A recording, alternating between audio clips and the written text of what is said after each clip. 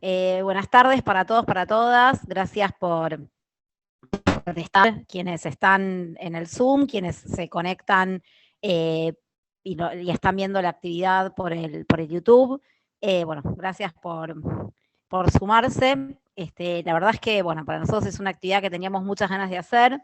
Esta charla que denominamos Pandemia, Vacunas y Medicamentos, un debate abierto hacia la soberanía científica y tecnológica, es una actividad que estamos organizando desde distintos espacios políticos sindicales que activamos, que somos parte del movimiento, digamos, dentro de la GDUBA, la Asociación Gremial Docente de la UBA. Somos todos agrupaciones de la docencia universitaria, somos movimiento docente, protagonismo y lucha, proyectar, liberación popular, liberación y la corriente Carlos Chile. Bueno, como decía antes, venimos desde hace un año y medio transitando un proceso y una situación de nuestro país y del mundo en general muy complicada, que bueno, se traduce en distintas situaciones que nos atraviesan en la vida cotidiana. Y bueno, un debate que está en el espacio público, que nos está atravesando todos los días a todos y todas, es la discusión en relación a las vacunas.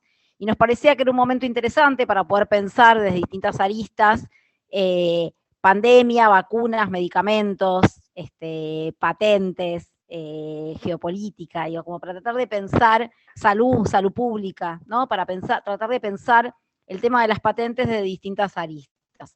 Así que, bueno, en estas charlas nos están acompañando José María Di Bello, el expresidente de la Fundación GEP, Grupo de Efecto Positivo, Sergio Oviedo, director de Sustentabilidad y Comunicación Institucional del Laboratorio de Hemoderivados de la Universidad Nacional de Córdoba, supongo, corríjanme si no es,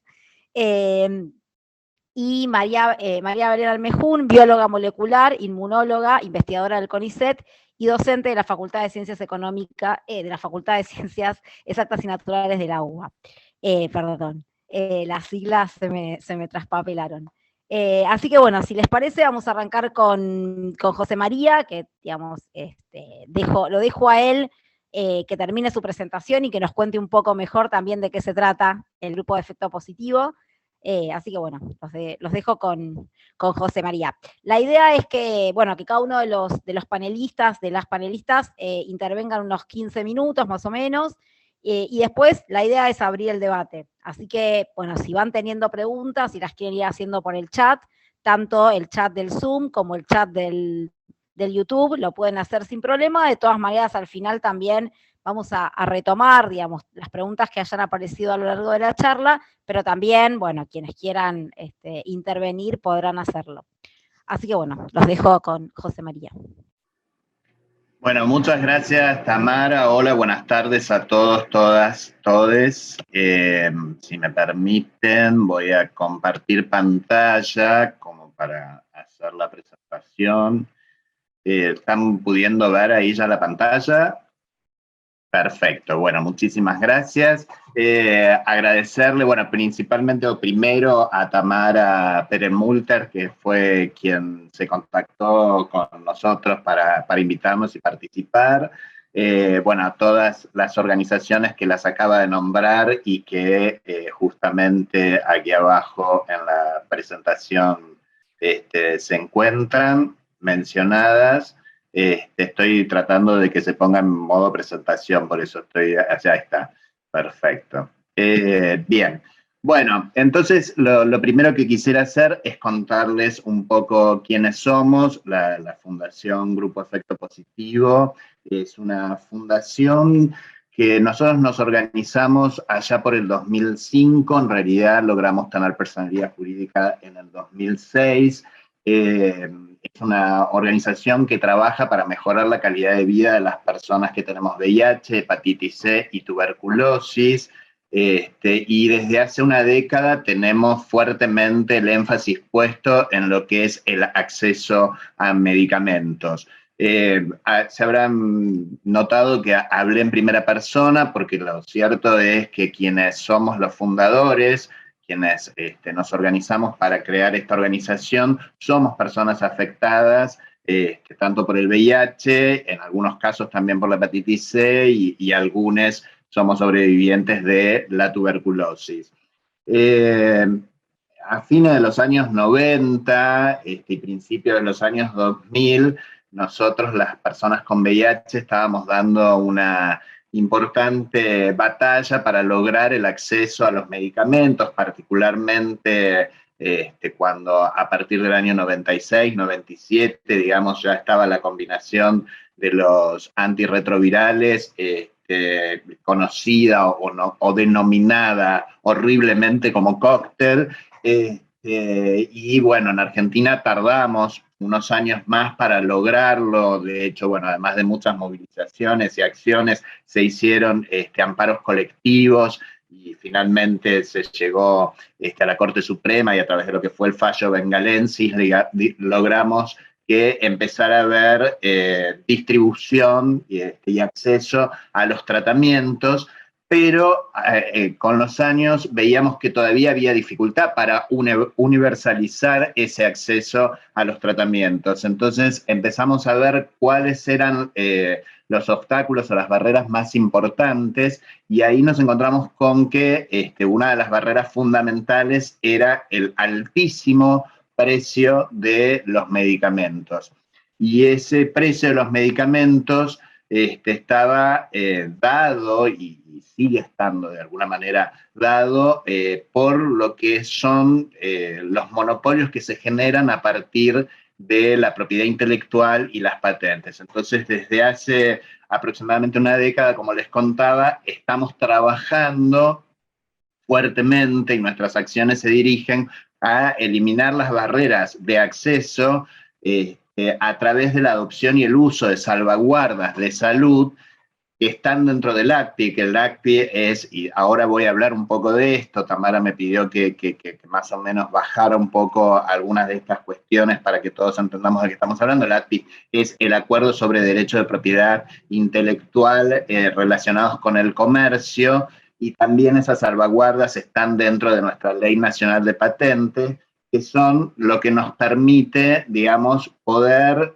poner un poco de freno al abuso que generan las compañías farmacéuticas multinacionales, al abuso sobre el sistema de patentes y la generación de monopolios y por ende de estos precios que embargan los presupuestos nacionales y hace casi imposible, digamos, la universalización de los tratamientos. También, digamos, obviamente en función de esto trabajamos en promover la competencia de precios y promover la producción local de medicamentos genéricos, también haciendo, digamos, un fuerte impulso en mejorar o profundizar nuestra producción pública de medicamentos. Pero bueno, tal como me lo habían solicitado, vamos a ingresar un poco a lo que significa esto de la propiedad intelectual, de las patentes, de cuál es esta barrera que significa para el acceso a los tratamientos y a los medicamentos. Y entonces introducirnos un poco, porque la verdad que en nuestro país y en la mayoría de los países en desarrollo no siempre hubo, digamos, patentes particularmente sobre las tecnologías sanitarias o las tecnologías médicas. Allá para mediados de los años 90, para 1994, se crea la Organización Mundial del Comercio, y en el marco de la creación de la Organización Mundial del Comercio se adopta el acuerdo que mencionaba recién, el acuerdo ATPIC, que es el acuerdo sobre los derechos de propiedad intelectual vinculados con el comercio. Haber adoptado este acuerdo significó para todos los países que somos miembros, para todos los estados miembros de la OMC, que tuviéramos que generar o armonizar nuestras leyes sobre propiedad intelectual, teniendo que tener en cuenta los estándares mínimos, que por supuesto eran estándares mucho más altos que los que teníamos respecto a la protección de las patentes. Y esto incluía todos los campos de la tecnología, y ahí entran los medicamentos, las vacunas y todas las tecnologías sanitarias. Como les decía en algún momento, antes del ATPIC no necesariamente en todos los países, y particularmente en los países de vías de desarrollo, se reconocían patentes en el ámbito farmacéutico.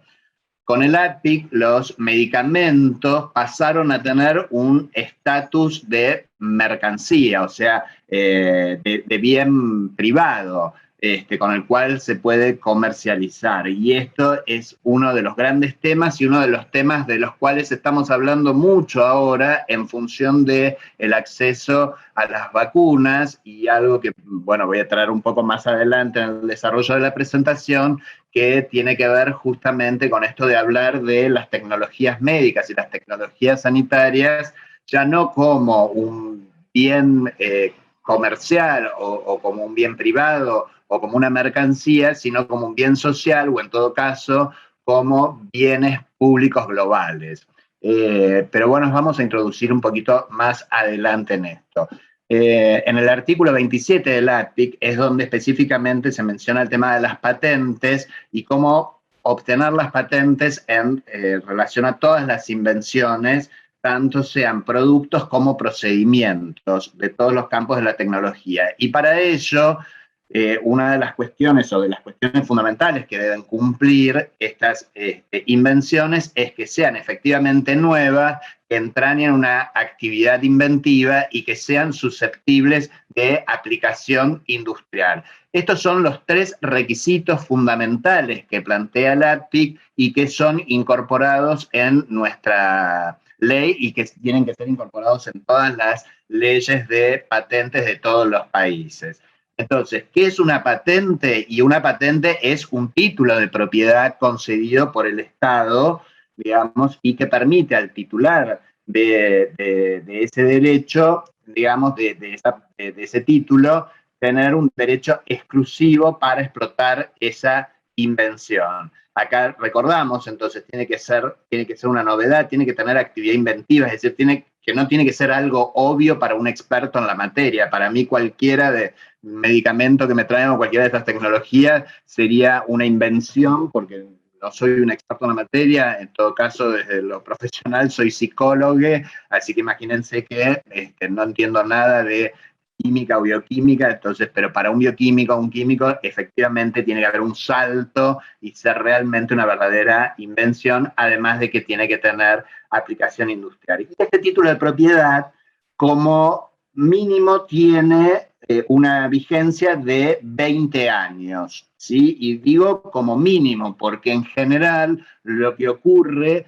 es que lo que hacen las compañías farmacéuticas multinacionales es intentar todo el tiempo extender el plazo de duración de este derecho de exclusividad, de esta patente, a través de nuevas solicitudes de patentes, de lo que se denomina evergreening o perpetuidad de las patentes, y que tienen que ver con meros o pequeños desarrollos incrementales, qué sé yo, ejemplos, digamos, pasamos de una cápsula dura o un comprimido duro o rígido a una cápsula blanda, y entonces intentamos repatentar lo que ya tiene una patente, porque en realidad ahí no hay ninguna invención ni novedad. El principio activo sería el mismo, ¿no? Ustedes conocen un montón de tecnologías médicas, de medicamentos, digamos, que este tipo de cosas o combinamos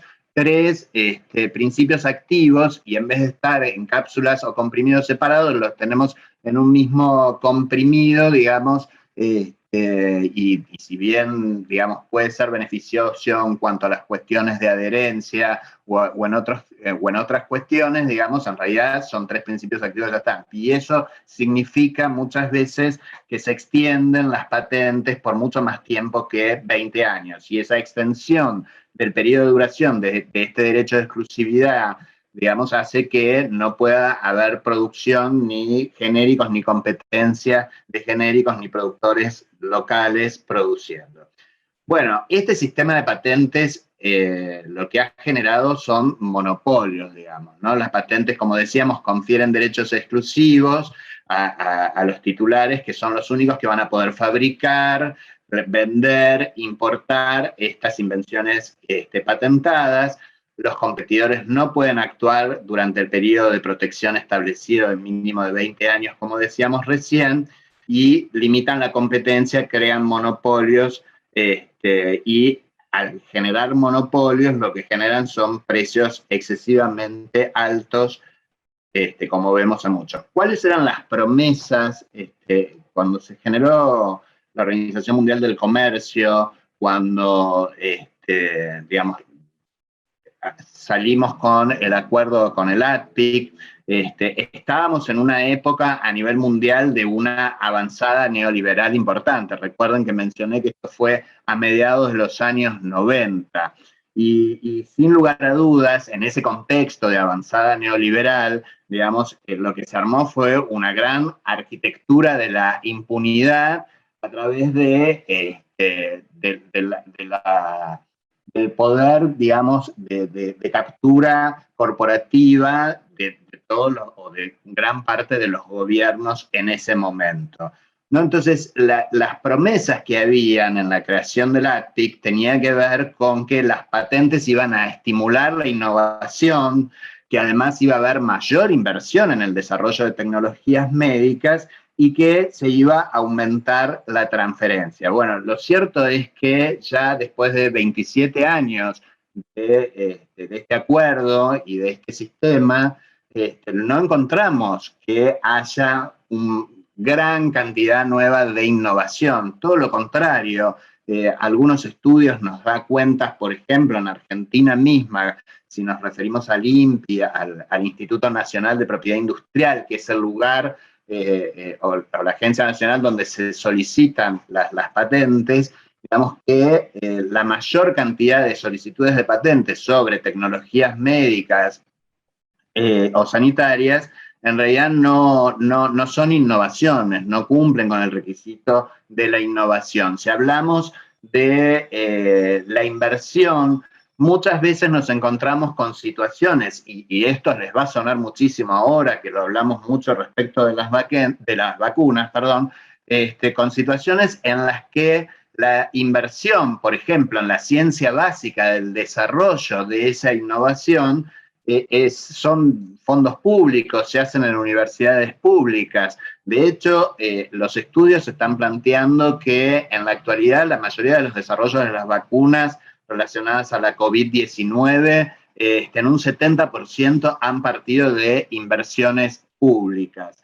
Y muchas veces lo que hacen las compañías farmacéuticas multinacionales es comprar las invenciones que han hecho otros desarrolladores locales más pequeños, digamos. No es que necesariamente la propia compañía farmacéutica invierte, genera trabajo, hay mayor desarrollo en la ciencia y demás. Y en cuanto a la transferencia de tecnología, lo que vemos es que no ha habido tampoco esa transferencia, e inclusive, y nosotros en particular como organización trabajamos mucho en tratar de oponernos a las solicitudes de patentes cuando no cumplen y no son efectivamente una novedad, no son una invención, no tienen una aplicación industrial, y nos encontramos en esos procesos cuando vemos que hacen las presentaciones. Una de las cosas que tienen que hacer es que tiene que haber la suficiente descripción sobre la invención y sobre el procedimiento para llegar a la invención, y muchas veces faltan de esa descripción necesaria y no es suficiente después para poder llevarlo adelante. Acá un ejemplo del evergreening, de esta perpetuidad de las patentes que les mencionábamos, particularmente para un medicamento que ya o que ya está medio como en baja en la utilización, por lo menos para el tratamiento del VIH, que es lopinavir-ritonavir. Como ustedes ven en el gráfico, digamos, la primera vez que se solicitó una patente sobre el compuesto base del ritonavir fue allá por el 87, o sea que deberíamos haber estado en el 2007 terminando la patente, pero sin embargo, digamos, todas esas cuestiones, desarrollos incrementales sobre esta droga y la combinación lopinavir-ritonavir, hizo que fueran solicitando nuevas patentes, y fíjense cuánto más se extiende, casi 20 años más, casi estamos llegando a 40 años en la extensión de ese derecho de exclusividad y ese monopolio. Bueno, ¿cuál es el impacto de la propiedad intelectual en el precio de las tecnologías médicas? Acá algunos ejemplos, algunos... En 5 minutos ya deberías ir cerrando. Bien, entonces me recontrapuro. En gris ven los precios que pagamos en la Argentina en relación a estos medicamentos, a estas drogas, y en amarillo ven lo que sale el genérico en laboratorios de la India. Como ven, las columnas son muy elocuentes de la diferencia y lo que significa el precio monopólico, ¿no? Y cómo en realidad ahí empezamos a poder discutir y debatir entonces si ese precio monopólico efectivamente, como intentan hacernos creer, está realmente relacionado con los costos de desarrollo y producción. La verdad que no, que constantemente nosotros hemos seguido muchos estudios que se han hecho en la Universidad de Liverpool y no hay una relación entre los precios exorbitantes y el costo de desarrollo y producción de esos. Bueno, les había hablado de las salvaguardas. Nosotros dividimos las salvaguardas en dos tipos de salvaguardas. También se conocen como flexibilidades dentro de APIC. Tenemos las de carácter preventivo, que son las que tienen de este lado, que justamente son, digamos, salvaguardas que nos permiten que no se otorgue, antes de que se otorgue la patente, digamos, ¿no? Entonces son, por ejemplo, el examen de la solicitud de patente. En muchos países los exámenes casi ni existen y se otorgan rápidamente, o se toman como válidos los exámenes de otros países. Acá vale mencionar que las patentes son nacionales, con lo cual las empresas multinacionales tienen que solicitar patentes durante el primer año en todos los países, y esto también para pensar que las patentes a veces dice que, bueno, que sirven para todas las desarrolladores, y en realidad no, para los desarrolladores que tienen la capacidad de tener una arquitectura tal de poder presentar solicitudes de patente en todos los países, etcétera.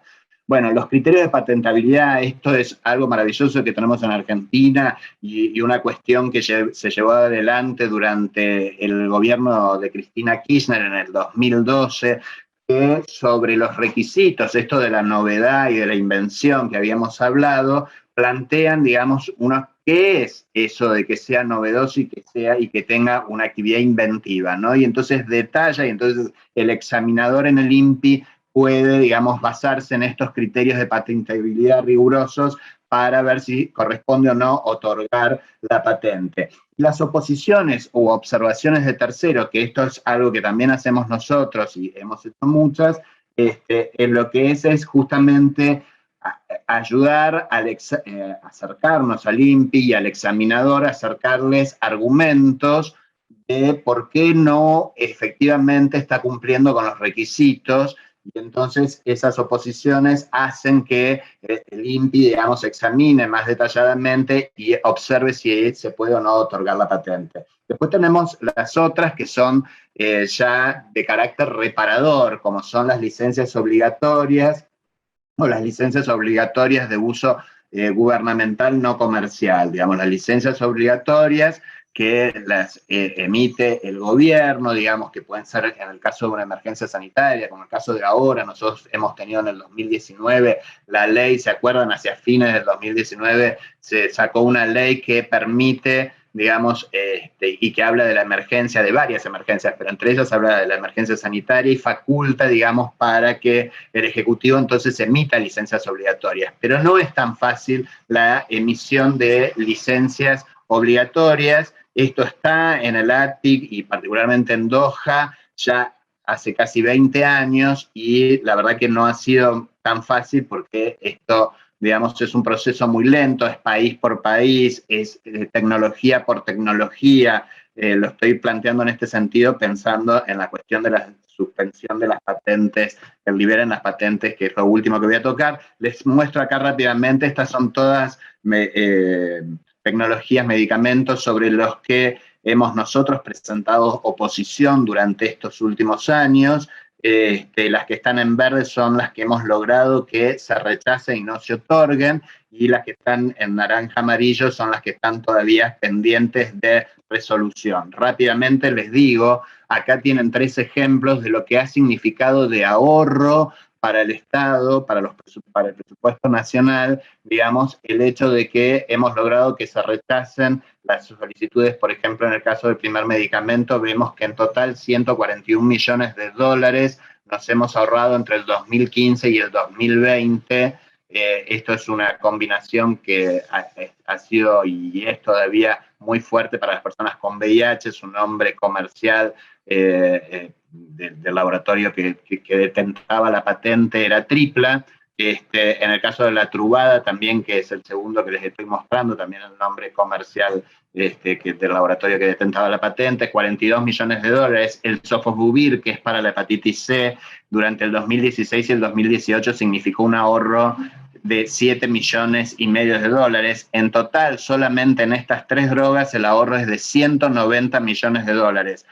3 veces el presupuesto actual para VIH en la Argentina. ¿Y esto por qué? Porque se logra que no se otorgue la patente, entonces que no haya un monopolio, entonces los productores locales pueden producir, tenemos competencia en el mercado, y entonces en las licitaciones logramos los mejores precios. Ahí abajo tienen un ejemplo de cómo en el caso del Sofosbuvir, el precio original en la Argentina que pedía Gilead era de $12.000 por tratamiento de 3 meses, y logramos que en el 2018 pagar un precio de $350 por tratamiento. María, bien, ya está. Tengo 1 minuto más para terminar de desarrollar. Sí, cerrá. Cierro. Bueno, nada, acá les iba a contar algo que hicimos con el Remdesivir, que es un medicamento que en su momento fue el más promisorio para el VIH, para la COVID-19, perdón. Acá están viendo precios comparativos, digamos, de lo que sería, en el caso de Chile, digamos, por aplicación y por el tratamiento completo, y cómo a través de una licencia voluntaria que Chile otorgó a laboratorios de la India, vemos acá cómo el precio baja considerablemente, pero esa licencia voluntaria solamente era para poder vender en determinados países y ninguno de América del Sur. Bueno, acá patentes sobre vacunas y desarrollos que se estaban haciendo, y que muchos de ellos son las vacunas actuales que hay para la COVID-19, y decirles que, bueno, que lo último que tenemos es que se está tratando de, digamos, India y Sudáfrica en octubre han pedido una suspensión de la propiedad intelectual para todas las tecnologías que están relacionadas con la COVID-19 mientras dure la pandemia, ¿no?, de la COVID-19.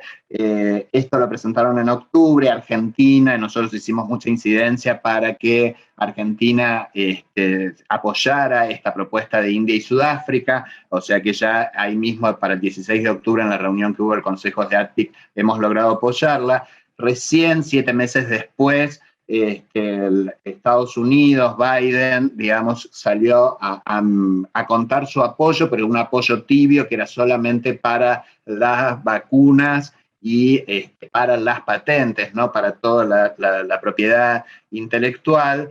Eso ahí, digamos, recién permitió empezar a pensarla, poder debatir sobre textos.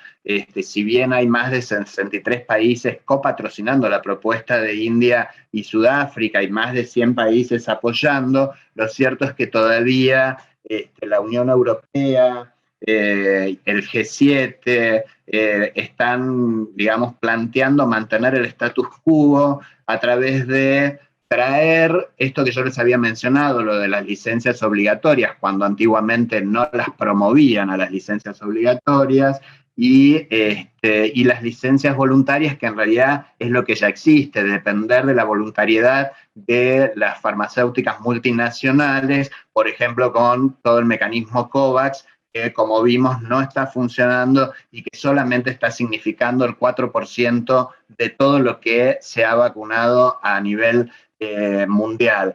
Todavía este debate está dándose.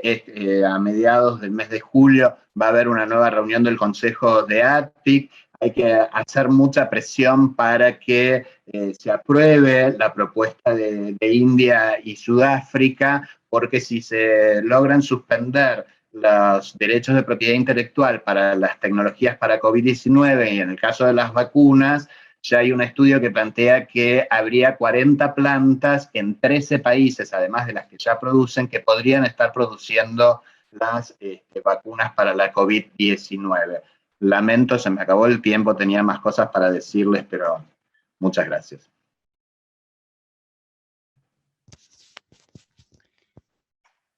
Bueno, muchísimas gracias, José María. No te preocupes, yo tengo ahí como varias cosas anotadas para cualquier cosa preguntarte y te vamos a dejar después que puedas ampliar en todo caso lo que te quedó ahí en el tintero. Bueno, le damos ahora la palabra para en que lo voy a volver a buscar, a Sergio Oviedo, que es director de Sustentabilidad y Comunicación Institucional del Laboratorio de Hemoderivados de, creo, la Universidad Nacional de Córdoba. Corríjanme para que no lo vuelva a decir mal si no es de Córdoba, por favor. Bueno, hola, buenas tardes a todos. Gracias por la invitación. A ver, que se me hizo el contacto y a todos los compañeros de la UBA, porque es medio raro que un cordobés y uno del interior esté hablando ante un público de la UBA casi exclusivamente. Pero sí, es el laboratorio de hemoderivados, que es un laboratorio de producción farmacéutica, un laboratorio industrial, y que es de la Universidad Nacional de Córdoba. Bueno, yo preparé una charla, pido disculpas porque tuve un inconveniente, se me rompió mi disco duro y perdí toda la información que tengo, así que armé de improviso una charla relacionada un poco a estos temas que tienen que ver con los medicamentos, las vacunas, las políticas de Estado que tienen que ver con la salud y sobre todo con el acceso y la disponibilidad de medicamentos. Y bueno, antes de iniciar la charla, si me permiten, les voy a compartir un poco quiénes somos, quién es el Laboratorio de Hemoderivados. Somos una industria de producción pública de medicamentos, estratégica en este momento, dado que nuestra producción está orientada fundamentalmente a medicamentos de origen biológico, de alto impacto estratégico y de alto impacto, sobre todo en esta época de la pandemia. Así que si me permiten, les comparto una pantalla, si me deja. Me estaba pidiendo que el anfitrión me habilite a compartir pantalla. Sí.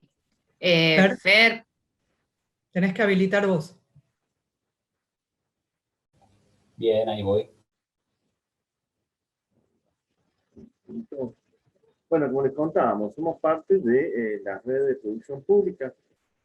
Somos, en ese sentido, el laboratorio de producción pública más viejo y con mayor permanencia en el mercado en la República Argentina.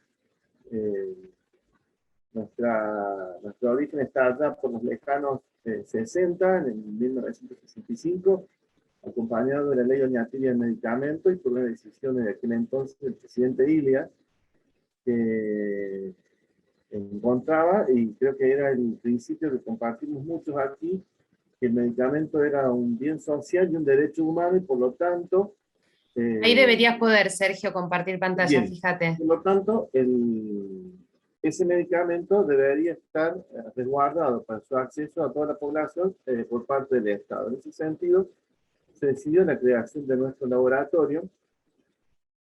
Y bueno, brevemente les contamos quiénes somos en este pequeño videito y después seguimos con la charla.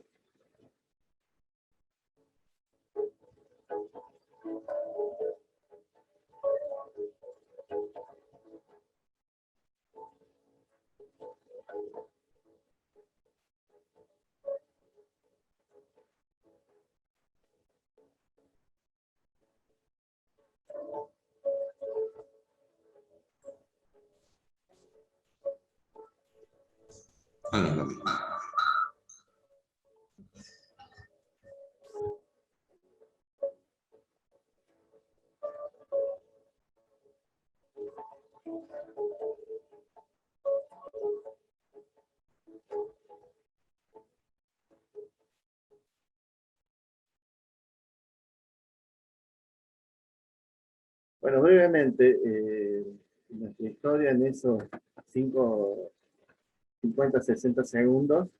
Y vamos entonces a la presentación.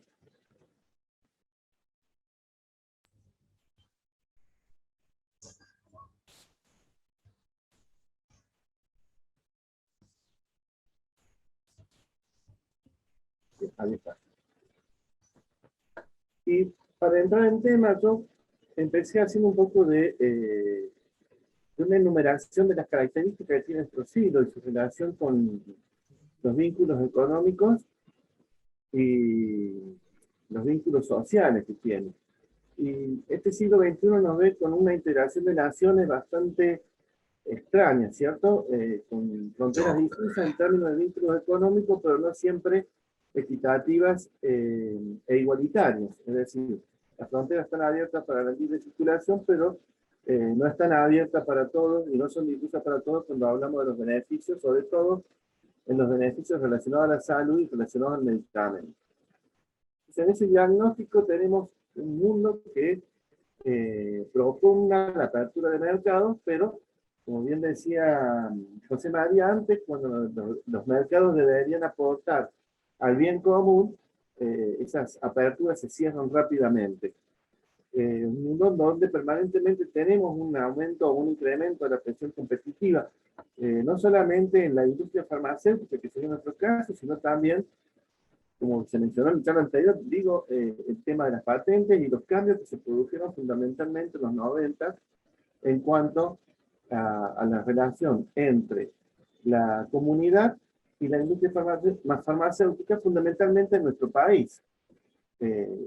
Hacíamos referencia al inicio, cuando yo presentaba el laboratorio, a la ley Oñatibia, y esa ley Oñatibia por principio declaraba el medicamento como un bien social y por lo tanto estaba liberado de patente, y eso permitió que nuestra industria farmacéutica se desarrollara y fuera una de las más importantes en Iberoamérica. Sin embargo, a partir de los 90 la situación se revierte y esa industria pasó a ser un eslabón más dentro de la cadena de la gran industria farmacéutica en términos de economía y de conceptos de negocio. Por lo tanto, se fue concentrando el capital invertido en la industria farmacéutica. Nosotros, si hacemos una pequeña cuenta desde los 90 de esta parte, vamos a ver que la mayoría de las empresas de capital nacional se fusionaron o fueron adquiridas por empresas extranjeras, es decir, si bien los capitales siguieron siendo nacionales, las casas matrices pasaron a estar en otros países. En paralelo, y por la situación histórica de nuestro país, que no viene a esta charla a discutirla, pero sí es un elemento importante, una variable importante del análisis de la situación de los medicamentos y de las políticas de medicamentos que se vienen desarrollando. Hubo siempre un incremento en la presión fiscal. La legislación y la regulación farmacéutica fue en un incremento de la calidad, lo que está muy bien, lo que nos permitió a nosotros equipararnos a los primeros países del mundo en cuanto a calidad de medicamentos y infraestructura industrial de nuestra industria farmacéutica, y en nuestra autoridad regulatoria, el ANMAT, hacer una autoridad regulatoria reconocida en el concierto de las autoridades regulatorias del mundo, pero que a su vez trajo mayor competencia extranjera sin una política de resguardo a esa producción nacional y sin resguardo al desarrollo, diseño de productos y procesos medicinales de origen propio. Esto nos marca un contexto que hoy se sigue planteando de la misma forma, donde tenemos potencias desarrolladas con poder económico y científico, son los dueños de las patentes, como se hacía referencia hace un momento, que fundamentalmente están afectando a los países pobres y el desarrollo de nuestras regiones. Digo, Latinoamérica, fundamentalmente, que nos toca más cerca, algunos sectores del Asia, el África, es decir, un pequeño y reducido número de naciones tienen que ostentar el poder, que puede generar shocks macroeconómicos y económicos en estos otros países, que evidentemente van en desmedro de las condiciones de calidad de vida y de desigualdad dentro de los ciudadanos que viven en esos países. Esto se ha convertido en los últimos años en un círculo vicioso. En un círculo vicioso donde en algunos momentos hemos tenido activos de reacción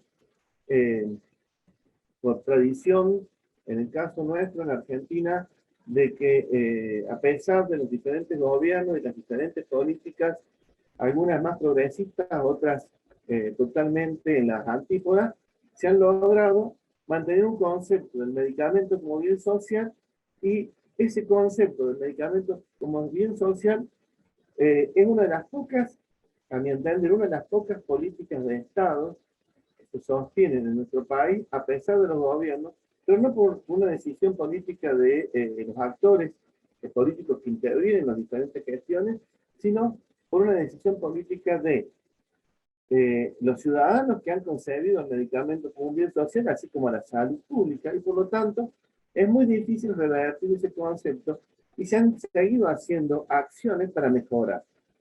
Obviamente que políticas como la de medicamentos genéricos y la de la producción pública y la incentivación al desarrollo científico de formas farmacéuticas han construido también a estas condiciones. Pero nos están faltando muchas más condiciones que nos permiten consolidar este concepto. Que en general las políticas de medicamentos estén centradas en los intereses de la salud pública. Muchas veces nosotros vamos cuando discutimos medicamentos, al precio, al lobby con los laboratorios, al lobby con las distribuidoras, y nos estamos olvidando que si nosotros ponemos como eje la salud pública, seguramente vamos a lograr que haya accesibilidad, que es lo que nos interesa, disponibilidad y autoabastecimiento. ¿Con qué? Con productos seguros y eficaces de calidad, es decir, cumpliendo las buenas prácticas. Es decir, tener un propósito centrado en las personas.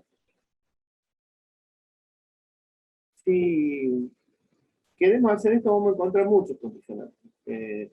José María mencionó mucho. El mercado farmacéutico mundial es uno de los más grandes poderes económicos, financieros, políticos y de lo que querramos a nivel mundial. Entonces, fijémonos que este es un dato medio viejito, pero el mercado farmacéutico mundial anda en los 300.000 millones de dólares anuales, y que solamente el mercado relacionado a medicamentos genéricos se estima en 157.000 millones de dólares, entre un poco más del 30%, y este número es más nuevo.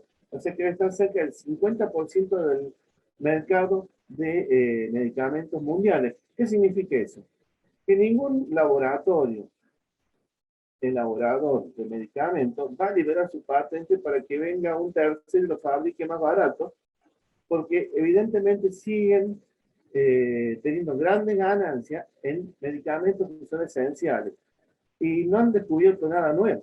Es decir, la OMS hace más de 50 años que viene proponiendo una lista de 100 a 200 medicamentos esenciales con los que uno podría contener la salud de toda una población y tratar de las diferentes enfermedades. Nunca hemos logrado cumplir con eso. En nuestro caso, en el mercado de los derivados plasmáticos, de los hemoderivados, es un mercado que anda en los 7.000 millones de dólares anuales. Y este mercado ha tenido una tasa de crecimiento en los últimos 5 años del 6,5%. ¿Por qué hago referencia a esto? Porque si nosotros tenemos en cuenta estas condicionantes, estas variables, nos vamos a dar cuenta y vamos a entender por qué resulta tan difícil estructurar un esquema de política pública de producción de medicamentos con productores públicos que nos permitan llegar al autoabastecimiento y a garantizar el acceso y disponibilidad de medicamentos esenciales, y yo le agrego la palabra estratégica. Porque si hablamos de derivados plasmáticos, de derivados, estamos hablando también de productos medicinales estratégicos. Si lo llevo a este concepto a la actualidad, en medio de la pandemia, entonces tendría que decir que además de estar discutiendo la falta de vacunas, estaríamos discutiendo la falta de hemoderivados en nuestro país. ¿Por qué? La inmunoglobulina endovenosa, que es un hemoderivo que se usa para procesos inflamatorios, se está usando con éxito en tratamiento de personas en casos críticos, con respiradores internados en UTI, con inmunoglobulina endovenosa. La albúmina humana, que es un expansor plasmático, se usa justamente cuando tenemos procesos de inflamación para disminuir esa inflamación a partir del uso de esta albúmina como expansor plasmático. Pero no solo eso. Además de nosotros, hay otras plantas públicas, como la del Laboratorio Industrial Farmacéutico de la provincia de Santa Fe, está el Laboratorio Puntanos, está en La Plata el Instituto Tomás Perón, es decir, todos con diferentes características y diferentes dimensiones.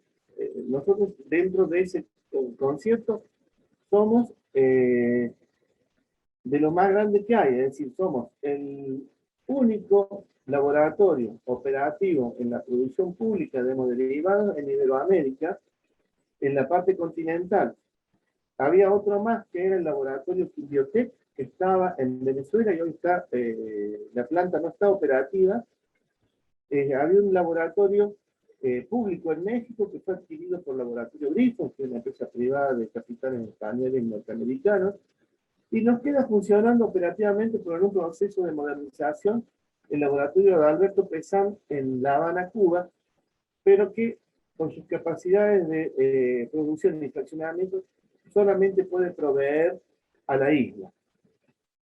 En ese sentido hemos quedado solo en Iberoamérica, y de allí en nuestro eslogan, en el video, del siempre estamos, porque en los momentos críticos, como sea esta situación de pandemia, los privados se retiran del mercado y nos generan un vacío que ahí no podría afrontar en cuanto a pago de divisas. En ese sentido, el laboratorio, además de los hemoderivados, tiene una línea de productos genéricos, y dentro de esa línea de productos genéricos somos uno de los proveedores exclusivos para remediar en esta situación de pandemia de dexametasona inyectable, otro medicamento esencial en el tratamiento de los casos agudos y críticos de inflamación por coronavirus. Esto lo digo a modo de ejemplo. Es decir, si no hubiésemos estado presentes, estaríamos también, además de estar pagando cifras millonarias y usureras en la compra de vacunas, en estos otros medicamentos, y no tendremos soberanía ni libertad de disponer el tratamiento de los pacientes, por lo menos en los hospitales públicos de la República. Es decir, lo mencioné hace un momento, los principales productores de medicamentos no tienen interés en priorizar la inversión de medicamentos que no les den retorno financiero. Por lo tanto, no solamente que restringen la liberación de patentes, sino que retiran del mercado aquellos productos medicinales altamente eficaces y que son baratos al bolsillo de un paciente a la hora de adquirirlo. Y van innovando en nuevas presentaciones más caras en el mercado, las cuales hacen más costosa el gasto de salud. Consideren que en salud pública, lo único en lo cual no hay inversión es en el gasto de medicamentos. Por eso se habla de gasto de medicamentos. En el laboratorio clínico nosotros podemos invertir en equipamiento. En el laboratorio de imágenes se invierte en equipamiento. En un hospital se invierte en equipamiento. Se invierte en la capacitación de los profesionales de la salud.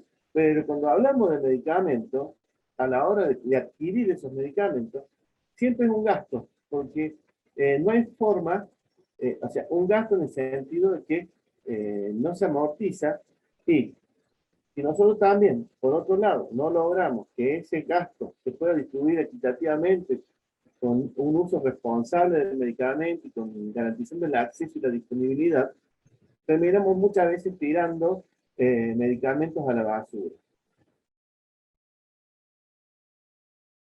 Por otro lado, tenemos medicamentos propios de nuestras regiones que para las grandes multinacionales no son atractivos. Y Sergio, sí, discúlpame, en 5 minutos ya tendrías que ir cerrando. voy cerrando entonces. Bueno, dentro de estos medicamentos tenemos un conjunto de medicamentos que son los medicamentos huérfanos. Entonces, ¿qué pretendemos nosotros? Facilitar la disponibilidad y el acceso a partir de ¿qué? De dar prioridad a los aspectos sanitarios sobre los económicos y mejorar la comunicación entre salud y economía. Fortalecer y agilizar nuestras agencias regulatorias para generar una verdadera red de producción local. ¿Qué puede ser? Producción pública, producción privada y producción mixta. Recién mencionaban que con el tema de la pandemia, muchos desarrollos de vacunas son de las universidades públicas, como la mayoría de los desarrollos que tenemos en medicamentos o en tecnologías médicas en la República Argentina. Pero no tenemos un partner, un socio, alguien que haga la inversión para la segunda instancia, que se haga el escalado y la producción. Muchas veces nosotros imaginamos que cuando tenemos el tubo con la vacuna en el laboratorio, rápidamente lo podemos llevar al paciente, pero hay un proceso inmenso de estudios clínicos y que son elevados y costosísimos, y de condiciones de infraestructura industrial, la cual somos pocos los laboratorios públicos que podemos ofrecer esa infraestructura. Si ustedes me preguntan, me van a decir que somos 4 o 5 en el país de los 30 y pico que hay. Ahora, aún teniendo esas infraestructuras, tampoco podríamos empezar a fabricar vacunas de un día por otro, porque no tenemos las condiciones regulatorias para ese tipo de producción. Y lo estamos diciendo, lo digo yo desde la perspectiva de un laboratorio que produce biológicos, que seríamos los que más cerca estamos. Entonces, yo creo que hay que fortificar estratégicamente también esa relación. Porque si hoy nosotros, como país, hubiésemos tenido, en el marco de la pandemia, no solamente el desarrollo científico que ha trabajado rápidamente en obtener vacunas, sino que hubiésemos tenido plantas de producción de vacunas públicas, hoy quizás podríamos estar negociando de otra forma con Astra y con Mad Science para la producción propia de vacunas aquí en la República Argentina, o podríamos estar escalando las vacunas que se desarrollaron en nuestras propias universidades. Eso, y yendo al título de la charla, fíjense, hubiese sido uno de los aspectos más importantes donde podemos demostrar soberanía. En ese sentido, las voy a pasar rápido porque muchas de las cosas ya se las he comentado. En ese sentido,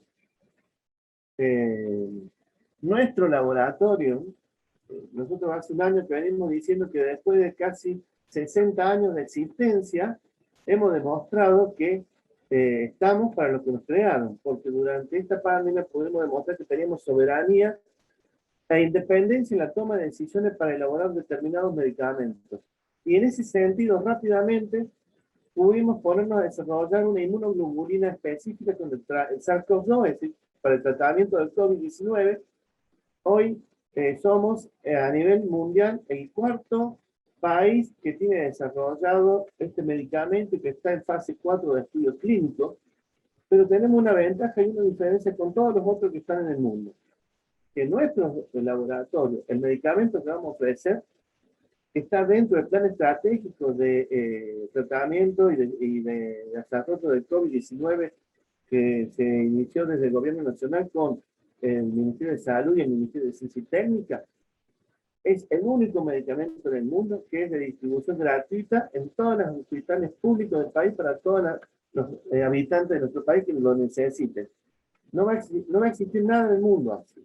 Y lo digo con orgullo y lo digo sabiendo que el día de mañana, cuando esté en el mercado, seguramente la industria farmacéutica alguna cuestión nos va a generar para impedir justamente que nosotros logremos distribuir este medicamento. Recién José María daba ejemplo de los precios de los medicamentos y cómo se maneja el mercado. Nosotros nos ha pasado toda la vida. Cada vez que el laboratorio certificó un nuevo producto y lo lanzó al mercado, los precios se redujeron no en un 10, en un 20, en un 30%, entre un 300 y un 500% el valor. Luego se equilibró, es decir, que todos aquellos que estaban vendiendo medicamentos a precios exorbitantes, cuando apareció un regulador del mercado, que es un laboratorio público, no solo que no dejaron de ganar, porque si no nosotros tendríamos que funcionar de manera subsidiada y no es así, nosotros funcionamos autoabasteciéndonos, no dependemos del presupuesto de la universidad, sino que dependemos de la comercialización de los productos que hacemos y con precios que están muy por debajo de los precios de mercado. Entonces, esto nos da a nosotros la ventaja de tener libertad y soberanía. Y creo que ese ahí el problema y la discusión que tenemos que avanzar de aquí para el futuro, porque este tipo de situaciones van a seguir apareciendo en el mundo, para que podamos decidir de alguna forma, de manera más libre, tener capacidad para producir los medicamentos, que nuestra población tenga el acceso a esos medicamentos. Si hace falta gratuito, que sea gratuito, si hace falta subsidiado, que sea subsidiado, pero que tengamos la libertad de decidir nosotros cómo lo hacemos y que podamos también decidir los tiempos en los cuales vamos a entregar esos medicamentos.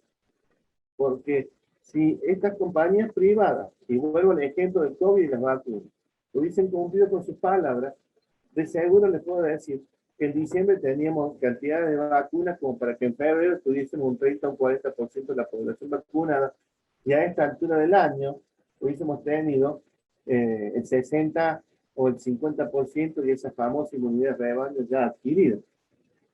Es decir, ahí estamos viendo nuestra falta de soberanía en estas cosas.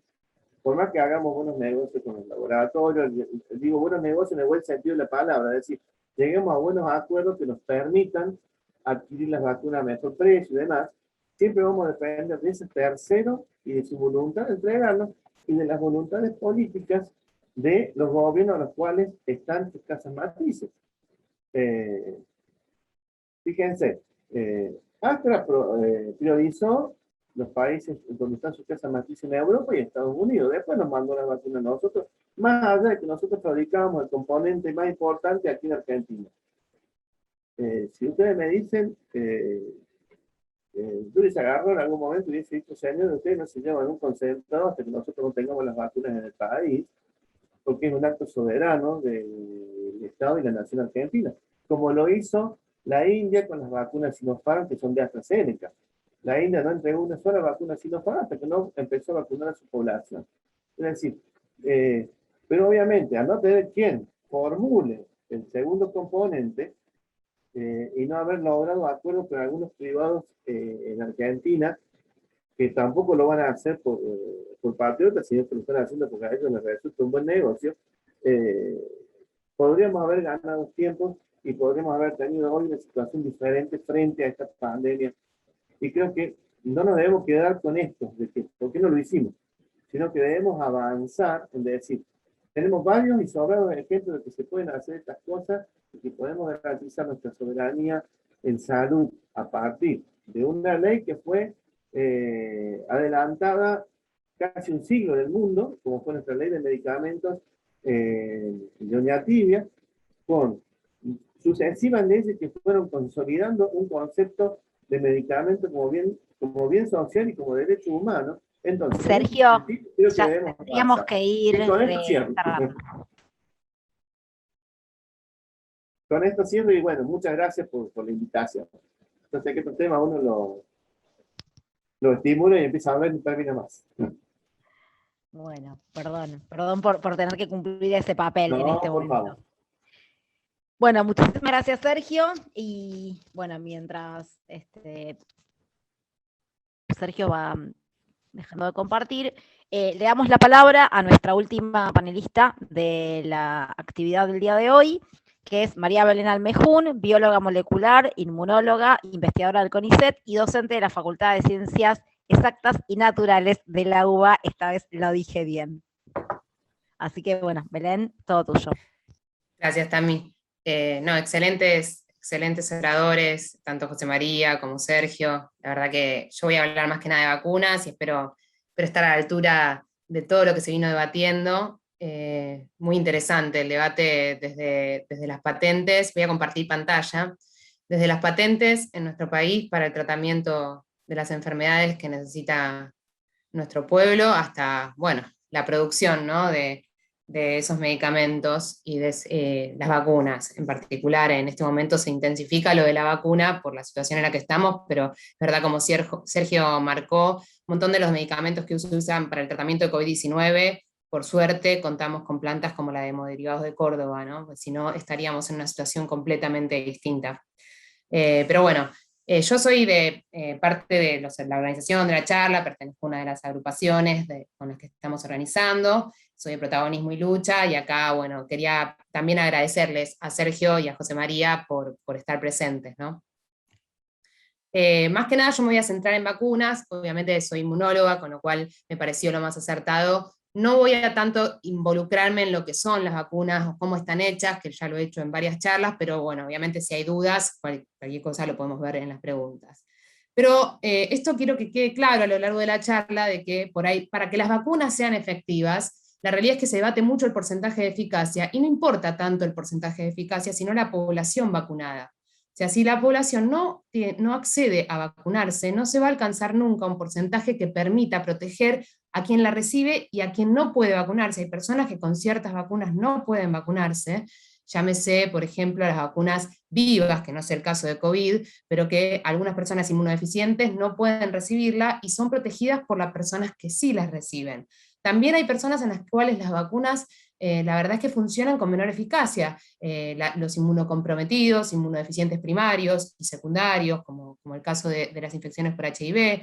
O sea, la realidad es que al tener menos porcentaje de eficacia en esas personas, que los que somos inmunocompetentes, nos vacunemos, permitimos que esas personas estén más protegidas que si estuvieran solas. Entonces, es muy necesario que entendamos esto, de que la vacunación es un acto colectivo, altruista y solidario, para protegernos en conjunto. Cuanta más proporción de personas se encuentren vacunados, la realidad es que menor será la circulación, en este caso viral, y por lo tanto más eficiente la erradicación del virus. Estamos viendo en muchos países cómo avanzan los movimientos antivacunas, bueno, el problema que tiene Estados Unidos y Europa con estos movimientos, donde acá se han querido instalar con los médicos por la verdad, pero realmente no lo han logrado. Por suerte, digamos, la población está accediendo a la vacunación, pero en ciertos países tienen problemas porque la gente no quiere vacunarse, ¿no? Para que, respecto de las vacunas, la realidad es que la mejor vacuna contra el coronavirus nosotros decimos que es la responsabilidad colectiva. Es decir, que todos pensemos esto que acabo de decir, pero además que nos cuidemos, que sigamos cuidándonos, ¿no? Para tener en cuenta la cantidad, el despliegue que tuvo al ser una pandemia mundial, la vacuna contra el coronavirus, que no tienen por ahí otros patógenos, que en esta situación excepcional que vimos de pandemia por el encierro económico, hay un desarrollo de más de 150 vacunas al mismo tiempo. Esto es un tracker que hay en varios lugares, este es el del New York Times, pero dice cuántas vacunas día a día se va actualizando. Tenemos al menos 77 desarrollos en estudios preclínicos, es decir, previo a las fases en humanos, y 94 en estudios clínicos. Y 32 se encuentran en la última fase del estudio clínico. Hay 5 que han sido abandonados, es decir, que no fueron eficaces o generaron algún problema durante el desarrollo clínico que no permitió que siguieran adelante. Por ejemplo, una de las vacunas de Merck generaba que las personas dieran positivo al test de HIV, y eso no está bien, o sea, como que los anticuerpos que generaba tenían una reactividad cruzada y entonces generaba un problema para poder diagnosticar a futuro a las personas con VIH. Hay otros que han tenido una eficacia por debajo del 50% como exige la OMS, y por eso han dejado de seguir adelante y de obtener una aprobación provisoria. Pero el despliegue es enorme, y la realidad es que, como dijo José María, la mayor parte de la inversión que se hizo para estos desarrollos no fue de las biofarmacéuticas, fue de los estados. Los estados pusieron la mayor parte de la inversión para el desarrollo de las vacunas contra COVID-19, pero además había una cantidad de investigación, de conocimiento que se había desarrollado durante años en el sistema científico, que en general es bancado en universidades públicas, como el conocimiento del virus. Por ejemplo, nosotros teníamos conocimiento de otros coronavirus, por ejemplo, y que también causaron pandemia, del SARS y del MERS. Había vacunas avanzadas, como por ejemplo el Instituto Gamaleya tenía una vacuna avanzada contra el MERS. No partíamos de cero, no partíamos de algo que completamente desconocido, y de todo eso, de las investigaciones básicas, de los desarrollos avanzados, es que termina nutriéndose en la industria farmacéutica y cobrando a veces precios irrisorios, ¿no? En el caso de las vacunas contra COVID, estamos viendo unas diferencias de precio muy grandes. Obviamente los costos están muy por debajo, pero hay algunos medicamentos en los cuales los sobreprecios llegan a puntos increíbles, ¿no? Estamos hablando de las enfermedades de excepción, por ejemplo, enfermedades que últimamente hay una tecnología que es los medicamentos genéticos, que se les llama, donde hay tratamientos que salen, los tratamientos más caros del mundo, últimamente salen $2 millones por paciente, porque como los terminan curando y el paciente no hace uso del sistema de salud, y entienden a la salud como un negocio durante un montón de tiempo, como deja de tener la necesidad de usarlo, no genera plata para estas empresas biofarmacéuticas, entonces cobran el medicamento $2 millones para que, porque la persona no deja de aportar de alguna manera al sistema de salud. Algo terrible, ¿no? Y en esto están las patentes atrás. Estoy hablando de medicamentos que acá en la Argentina no están pudiendo ser costeados, algunos los vimos con algunos influencers en las redes sociales, ¿no? Pero bueno, respecto a la vacuna COVID, hay otro problema más, que es la que, como mencionó Sergio, es la distribución, ¿no? Las biofarmacéuticas priorizan distribuirlo en sus estados, ¿no? Y así es como que las vacunas, la distribución de las vacunas es completamente desigual en este mundo. Por un lado, obviamente está el tema de las patentes, por el otro lado, el saber cómo hacerlas. Entonces, por más que uno tenga una planta de desarrollo en distintos lugares del mundo, si no se sabe cómo, no es un plano de ingeniería hacer una vacuna, no se hace de una manera tan simple, necesitamos saber los pasos y que venga alguien a decirnos cómo es como una receta de cocina que si no la hacemos en un orden adecuado puede salir cualquier cosa, y si necesitamos, por más que esté liberada la patente, sí, podemos probar años en un laboratorio si no tenemos el saber, el know-how que le llamamos nosotros, saber cómo hacerla. Si se fijan en este mapa que es de hoy, actualizado al momento, al 30 de junio, vemos cómo Canadá, Estados Unidos, algunos países de Europa se encuentran entre los que mayor cantidad de dosis han suministrado, y fíjense África, que prácticamente está en blanco, y algunos lugares de América Latina, ¿no? Entonces acá se visualiza esa distribución desigual, y lo que no se entiende o no entienden es que en esta pandemia nadie se salva solo, ¿no? Y lo estamos viendo con las variantes. Ahora más adelante iba a hablar un poco de eso, pero para que veamos dónde se encuentra la Argentina, que tanto se dice que estamos terribles con respecto a la vacunación, la realidad es que obviamente se ha retrasado porque tuvimos que negociar con distintas biofarmacéuticas y estados, debido a la falta de una producción local. Una producción local me refiero a una producción completa, ¿no? Obviamente generábamos el principio activo de AstraZeneca, pero no quedaba en el país, ¿no? Y no se terminaba de envasar en el país. Entonces, la realidad es que estamos, respecto a Latinoamérica, bastante bien posicionados en este mundo de falta de vacunación, y acá a la derecha tenemos los países que vemos cómo vacunó Canadá, el Reino Unido, Israel, Italia, Alemania, Estados Unidos, Francia, y muy por debajo se encuentra Argentina, Brasil, México, el mundo, que tiene una media que se encuentra por acá, incluso la India, porque tiene una población enorme, que ha definido que no salgan las vacunas de la India hasta tanto no vacuna a su población, y menos mal que lo hizo. Bueno, hoy tenemos la variante Delta, pero la realidad es que es un caldo de cultivo, tanto la India como Brasil, como países donde la vacunación no pudo tener un acceso de muchas variantes que van surgiendo del virus. Pero lo loco es que nosotros, la población argentina, no solo la realidad es que está accediendo a la vacunación más del 70%, sino que además participamos de muchos ensayos clínicos que vinieron a hacer acá. La realidad es que en muchos países el ensayo clínico a las personas se les paga por participar, en la Argentina no, los voluntarios van completamente, o sea, gratis, son voluntarios y quieren aportar, y lo cual es excelente desde el punto de vista de decir, voy a aportar a la ciencia, voy a aportar a los resultados, ¿no? Y participamos de ensayos, por ejemplo, de la vacuna de Sinopharm de fase 3, de la vacuna de AstraZeneca, que todavía está registrado, pero no tengo entendido que haya reclutado, y compramos algunas de esas vacunas. En particular, con Sinopharm tuvimos una rebaja respecto al precio. Las vacunas chinas decían que tenían que ser un bien de la humanidad al principio de la pandemia, y después salieron con unos precios que uno decía, bueno, menos mal que querían que fuera un bien de la humanidad, porque si sale $40 la dosis, difícilmente lo sea, ¿no? Argentina tuvo un tratado con Sinopharm de que la dejaron a $20 la dosis, primero compramos 4 millones, luego 6, luego 24, pero esta vacuna en particular es una vacuna de una tecnología tradicional.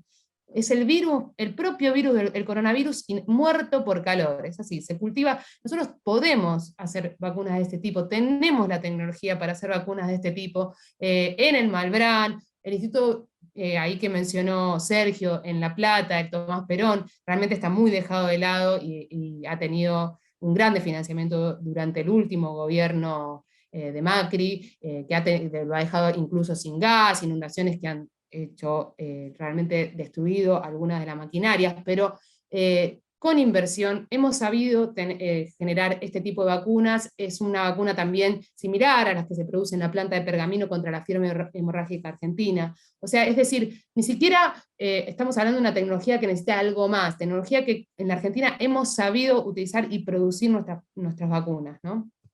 En el caso de AstraZeneca es más novedosa la tecnología, y sin embargo hay un privado en la Argentina, que es la planta de Maxine, que está generando ese principio activo. O sea que el tema es, bueno, ¿por qué no lo envasamos acá, no? ¿Por qué el privado hace un tratado con una empresa, una biofarmacéutica extranjera, donde uno de los términos era que el envasado fuera fuera de la Argentina?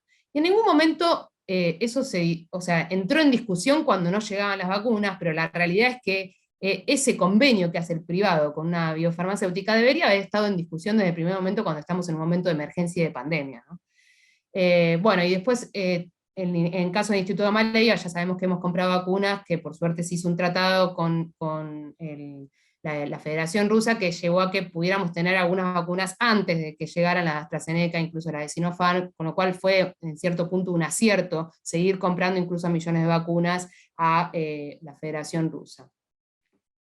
Hemos participado de ensayos de Johnson & Johnson, ensayos de CanSino, ensayo de Pfizer, ¿no? Y acá me quiero detener, porque estamos haciendo negociación con Johnson & Johnson, que es carísima la vacuna, sale $37, respecto de los 4 que sale la de AstraZeneca, o $4 que sale la de CanSino que acaban de comprar.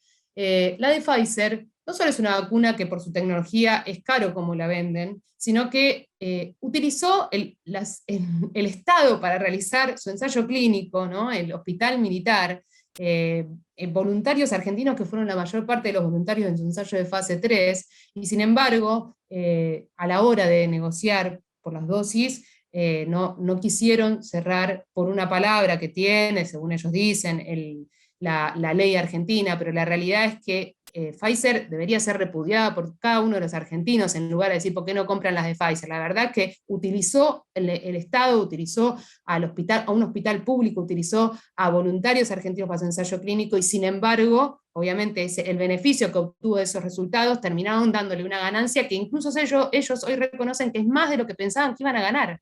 O sea, no ganaron 15 mil millones de dólares como pensaban ganar, sino que ganaron 18. Por eso ahora se preguntan que por ahí pueden donar vacunas desde Estados Unidos a el mecanismo COVAX. Antes no lo tenían en vista, pero a partir de que sus ganancias fueron monumentales, solo vendiendo a Estados Unidos y Europa, es que dicen, bueno, demos un poco de migajas hacia el mecanismo COVAX, que no dio resultado. Este mecanismo, que es para la distribución equitativa de vacunas, supuestamente, la realidad es que hoy estamos dando cuenta que la influencia de las biofarmacéuticas, la influencia incluso de las fundaciones sobre la Organización Mundial de la Salud, hay que discutir cuál fue el rol de la Organización Mundial de la Salud en esta pandemia.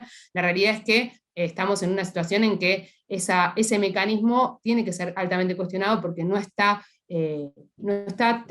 cumpliendo para lo que fue realizado, ¿no? También participamos de CureVac, que fue la vacuna alemana, que finalmente no ha sido aprobada porque tiene menos de un 50% de eficacia. Participamos de la fase 3 de BreLife de Israel, una vacuna de Israel, y además compramos esto por mecanismo COVAX, que recién llegó un poquito más de la mitad de las vacunas compradas por COVAX. Bueno, la realidad es que con todos estos ensayos clínicos, la Argentina además negoció y compró vacunas de todos estos estados o biofarmacéuticas. Una cantidad de plata invertida en la compra de vacunas para esta pandemia altísima para lo que es el Estado argentino, ¿no? Tenemos aprobadas las vacunas, este número de arriba está un poco desactualizado, pero hemos recibido sobre todo vacunas de Sputnik, por las que la mayor parte de nuestro pueblo tiene una dosis al menos de la vacuna, y últimamente, por suerte, mayo y junio se aceleró la llegada de las vacunas de AstraZeneca y Sinopharm con los nuevos tratados. Esto lo puse como, bueno, la producción. Producimos la de AstraZeneca, producimos la del Instituto Gamaleya, y probablemente produzcamos la de Sinopharm. Como les decía, es una tecnología que se puede producir en las plantas, pero no se sabe si va a estar disponible recién después de septiembre. Por eso el Estado sigue comprándole a China estos nuevos 24 millones de dosis, que parece que, bueno, compramos dosis de más. En realidad no, porque Sinopharm, es una tecnología conocida, se está probando en niños, está aprobada para niños en China, con lo cual es una gran opción, dado que la otra es la de Pfizer, la que está aprobada para adolescentes y niños, para toda la población pediátrica, de que Sinopharm pueda ser utilizada en nuestros niños y adolescentes. Como estamos viendo, los niños hasta ahora y adolescentes no tienen vacunas disponibles, y son una fuente de contagios y una fuente de esparcimiento de nuevas variantes también. Belén, te quedan Sí. 5 minutos. Bueno, sí, voy acelerando.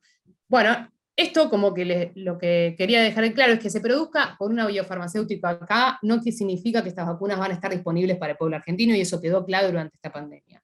Lejos estamos de una producción nacional desde y para el pueblo, por eso nosotros cuando surgió lo de Maxine decíamos que necesitamos un relevamiento en el que participemos todos, todos y todas, de las capacidades locales de producción y envasado, y exijamos que se invierta en eso, en la producción y envasado en Argentina.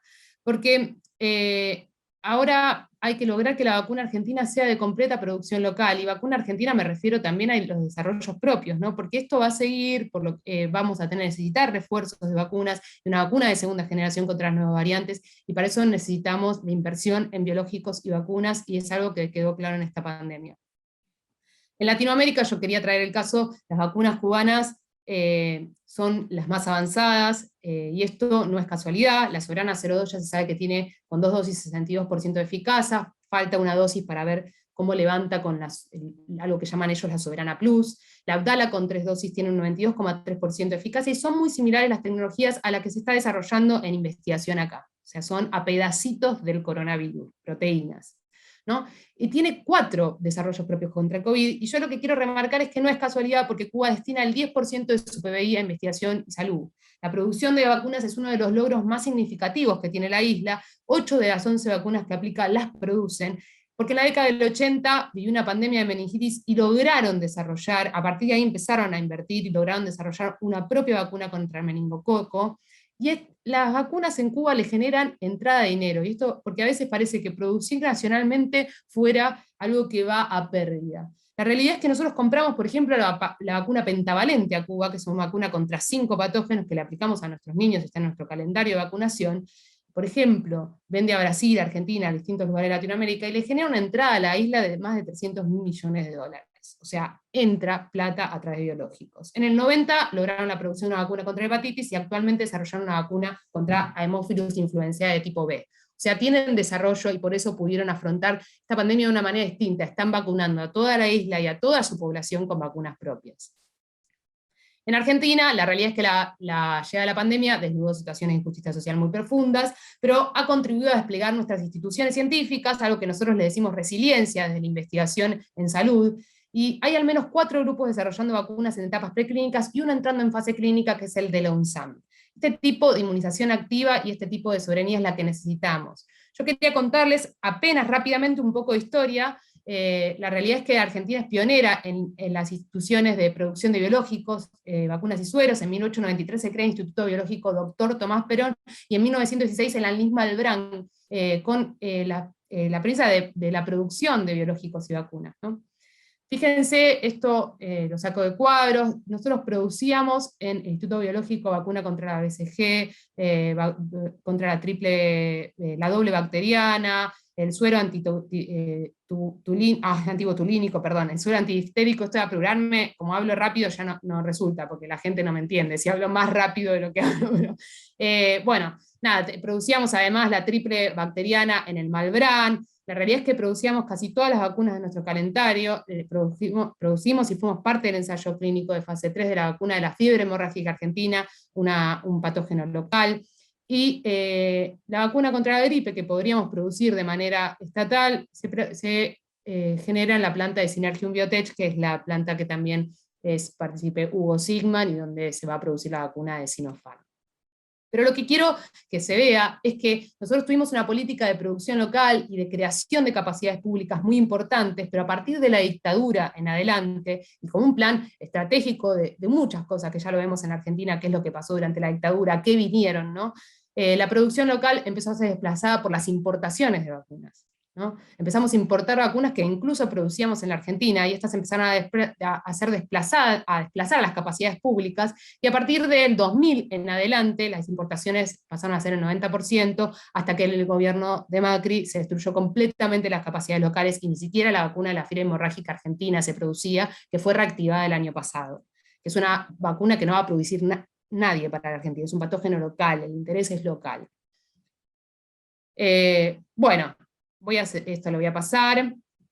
Y en cuanto a la distribución desigual, para que veamos un poco, la realidad es que el 40% de las vacunas se aplicaron en China, Estados Unidos e India, y en los países más pobres, 1 de cada 10 personas recibieron una vacuna en 2021, mientras que en los más ricos se vacuna una persona cada 10 segundos.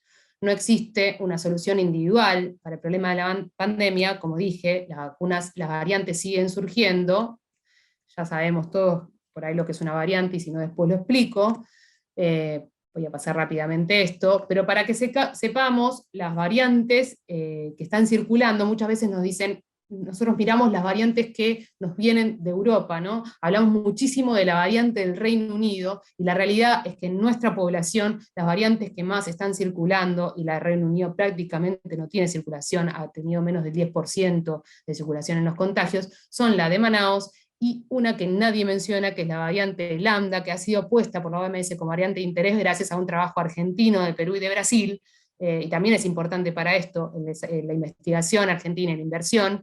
La variante Lambda es la variante andina, y no sabemos qué va a pasar con la Delta cuando compita con la variante andina, porque la realidad es que no hay estudios. Pero lo importante es que las vacunas siguen sirviendo contra los casos graves de COVID. Incluso contra la Delta, que nadie dice, que estamos todos hablando de la Delta y no de la Lambda, la realidad es que una dosis sigue protegiendo en hospitalizaciones arriba del 70% y 2 arriba del 95%. Esto lo voy a pasar. Esta es la cantidad de personas infectadas en el mundo, la cantidad de muertos, que son altísimos por los subtesteos y las medidas sanitarias que se tomaron excepcionales. Pero quería dejarlos cerrando con esto, para volver a la vieja normalidad. La realidad es que necesitamos vacunarlos, no existen vacunas por ahora en niños aprobadas, necesitamos que ellos también se vacunen, con lo cual no debemos dejar de tener las medidas de cuidado, necesitamos cuidarnos, ¿no? Y las desigualdades que hoy tiene la mayoría de nuestro pueblo continuarán, al igual que la interacción capitalista del hombre con la naturaleza, que facilitan la transmisión de enfermedades de origen zoonótico, como es este virus, y la degradación del ambiente, y cambiar el mundo, generar mejores condiciones de salud y vida para todos y todas, y esto puede permitirnos evitar el surgimiento de nuevas pandemias, estar mejor preparados, hacer una inversión en salud e investigación que nuestro pueblo necesita, porque la importancia del desarrollo de vacunas es parte de nuestra soberanía, y lo tenemos que entender, igual que de medicamentos, y en momentos como este se ve claramente, en la pugna mundial nos toca una situación vulnerable a la hora de negociar con las biofarmacéuticas. Eso es todo. Quería decirles que además yo soy parte de Ciencia Nuestra, muchas gracias. Ciencia Nuestra es un colectivo de científicos, que también estuvimos discutiendo y metiéndonos en el debate en torno a la pandemia, respecto de la vacunación y respecto del debate político con lo que significa el surgimiento de una pandemia como esta y las desigualdades en salud. Así que los invito también a ver nuestro Facebook y Twitter. Gracias. Bueno, muchísimas gracias Belén, muchísimas gracias José María, Sergio, la verdad que súper interesantes las 3 exposiciones. Ahora, si les parece, vamos a abrir, tenemos un rato todavía, un momento para preguntas, para intervenciones. Yo voy a leer primero una pregunta que nos dejaron en el chat de YouTube, que igual es de Cecilia Pierola, que ya dice que fue medianamente respondida, pero igual la dejo por si alguien, además de Belén, la quiere responder, y tiene que ver con la evaluación y valoración que se hace de la producción de las vacunas contra la COVID en Cuba, qué políticas científicas, qué tecnología, qué otras condiciones relevantes tiene Cuba para llegar a eso. Bueno, ya en parte Belén la respondió, pero la dejo dando vuelta por si Sergio, José María o alguien quiere responderla. Yo dejo una pregunta personal y después le paso el micrófono a Eduardo Díaz de Guijarro, que se había anotado en el chat para intervenir. Si alguien quiere intervenir para poder tener orden, digamos, les pido que se anoten en el chat y les vamos.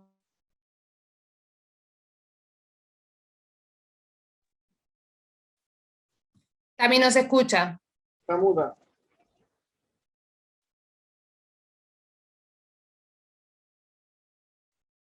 No. Debes haber apretado el botón del micrófono. Hola, ¿se escucha? Ahí está. No sé hasta dónde me escucharon, pero decía que si alguien quiere intervenir, que se anote en el chat y vamos dando la palabra. La pregunta de Cecilia, ¿la escucharon?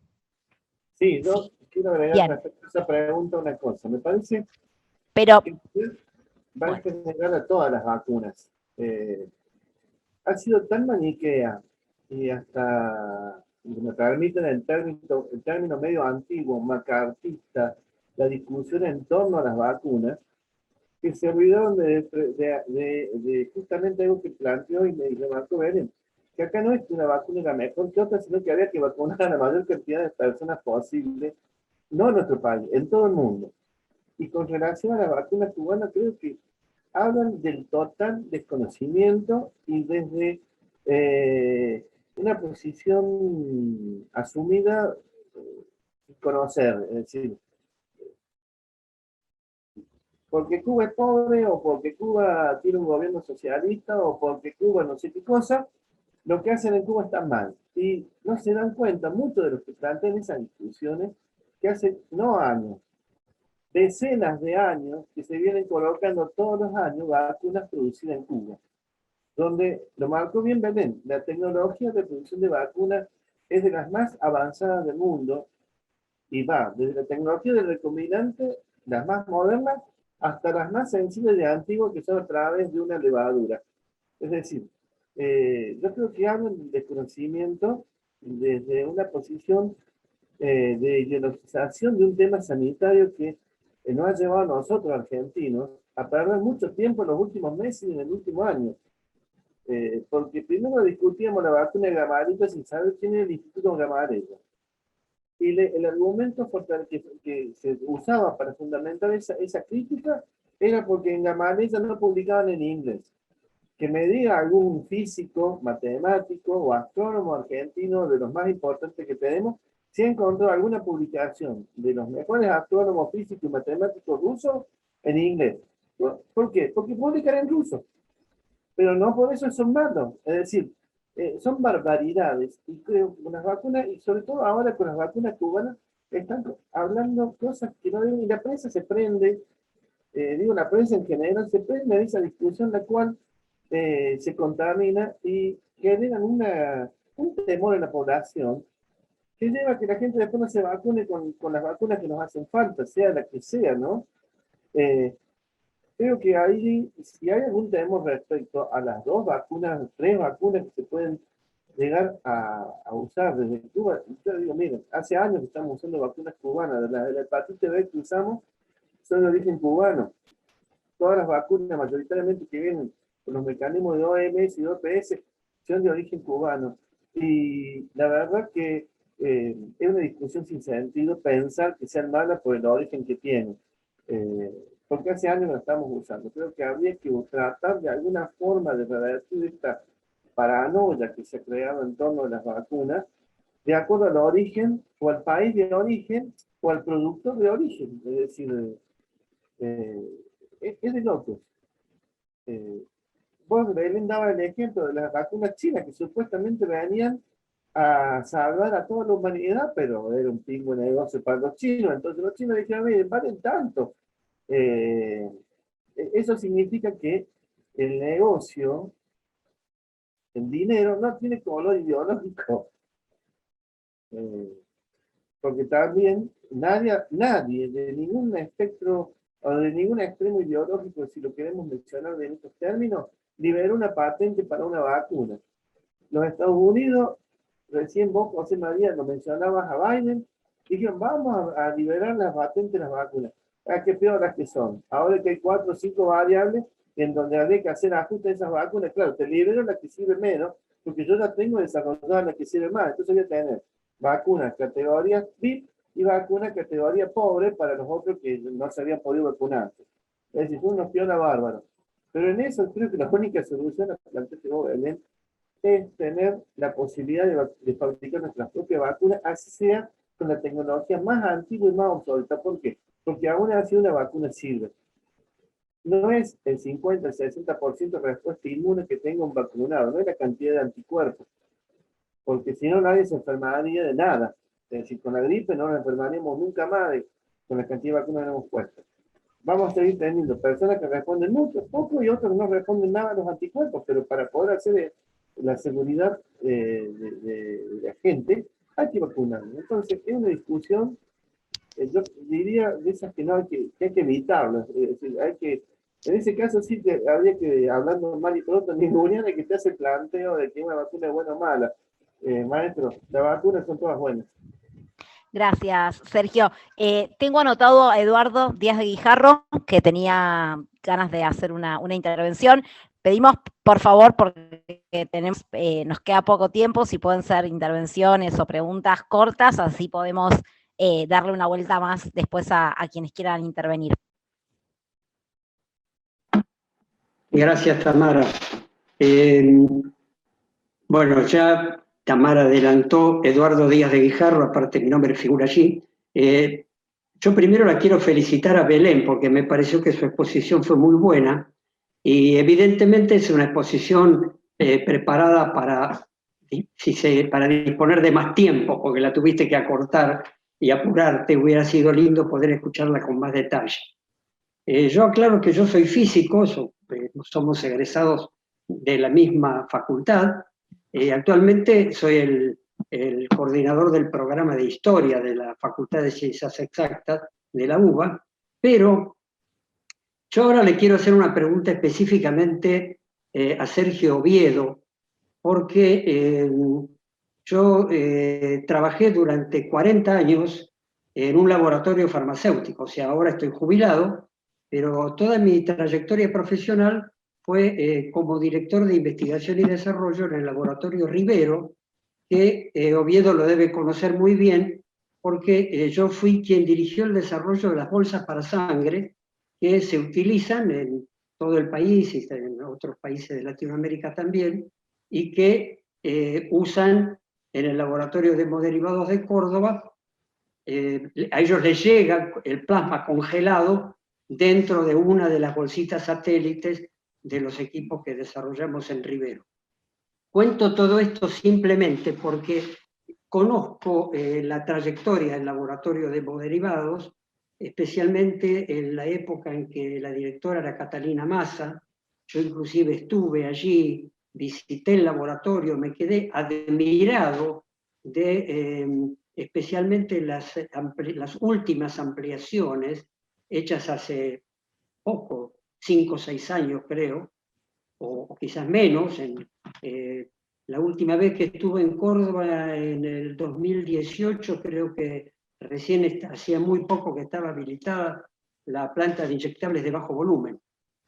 Entonces, el comentario va directamente no a la denuncia contra las multinacionales y el monopolio de la industria farmacéutica y los abusos de la industria farmacéutica internacional. Con eso yo estoy totalmente de acuerdo y no hay nada que agregar.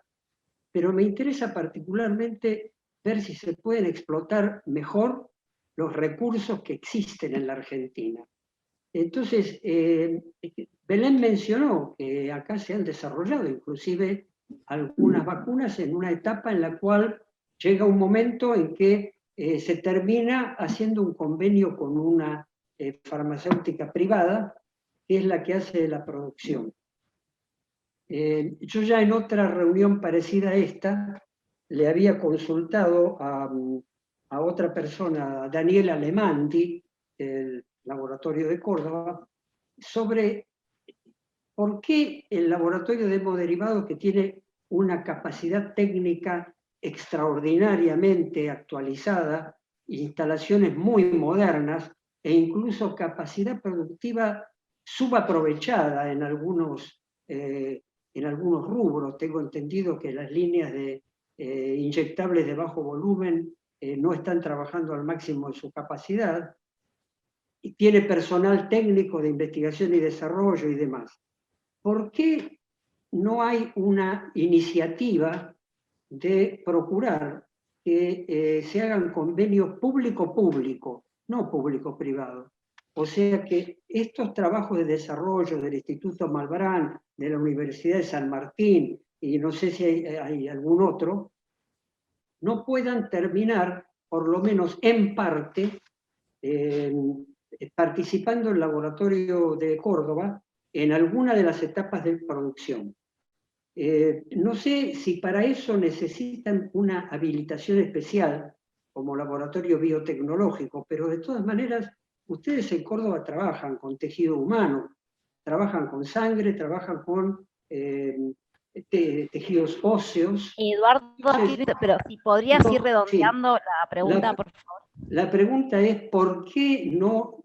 Yo opino que falta una decisión política de promover un acuerdo entre algunas de las instituciones académicas que está desarrollando vacunas y los laboratorios que podrían participar en la fabricación. Y yo lo pongo indudablemente en primer término, de lejos, el laboratorio de hemoderivados de Córdoba. Entonces la pregunta es esa, ¿cuál es el obstáculo?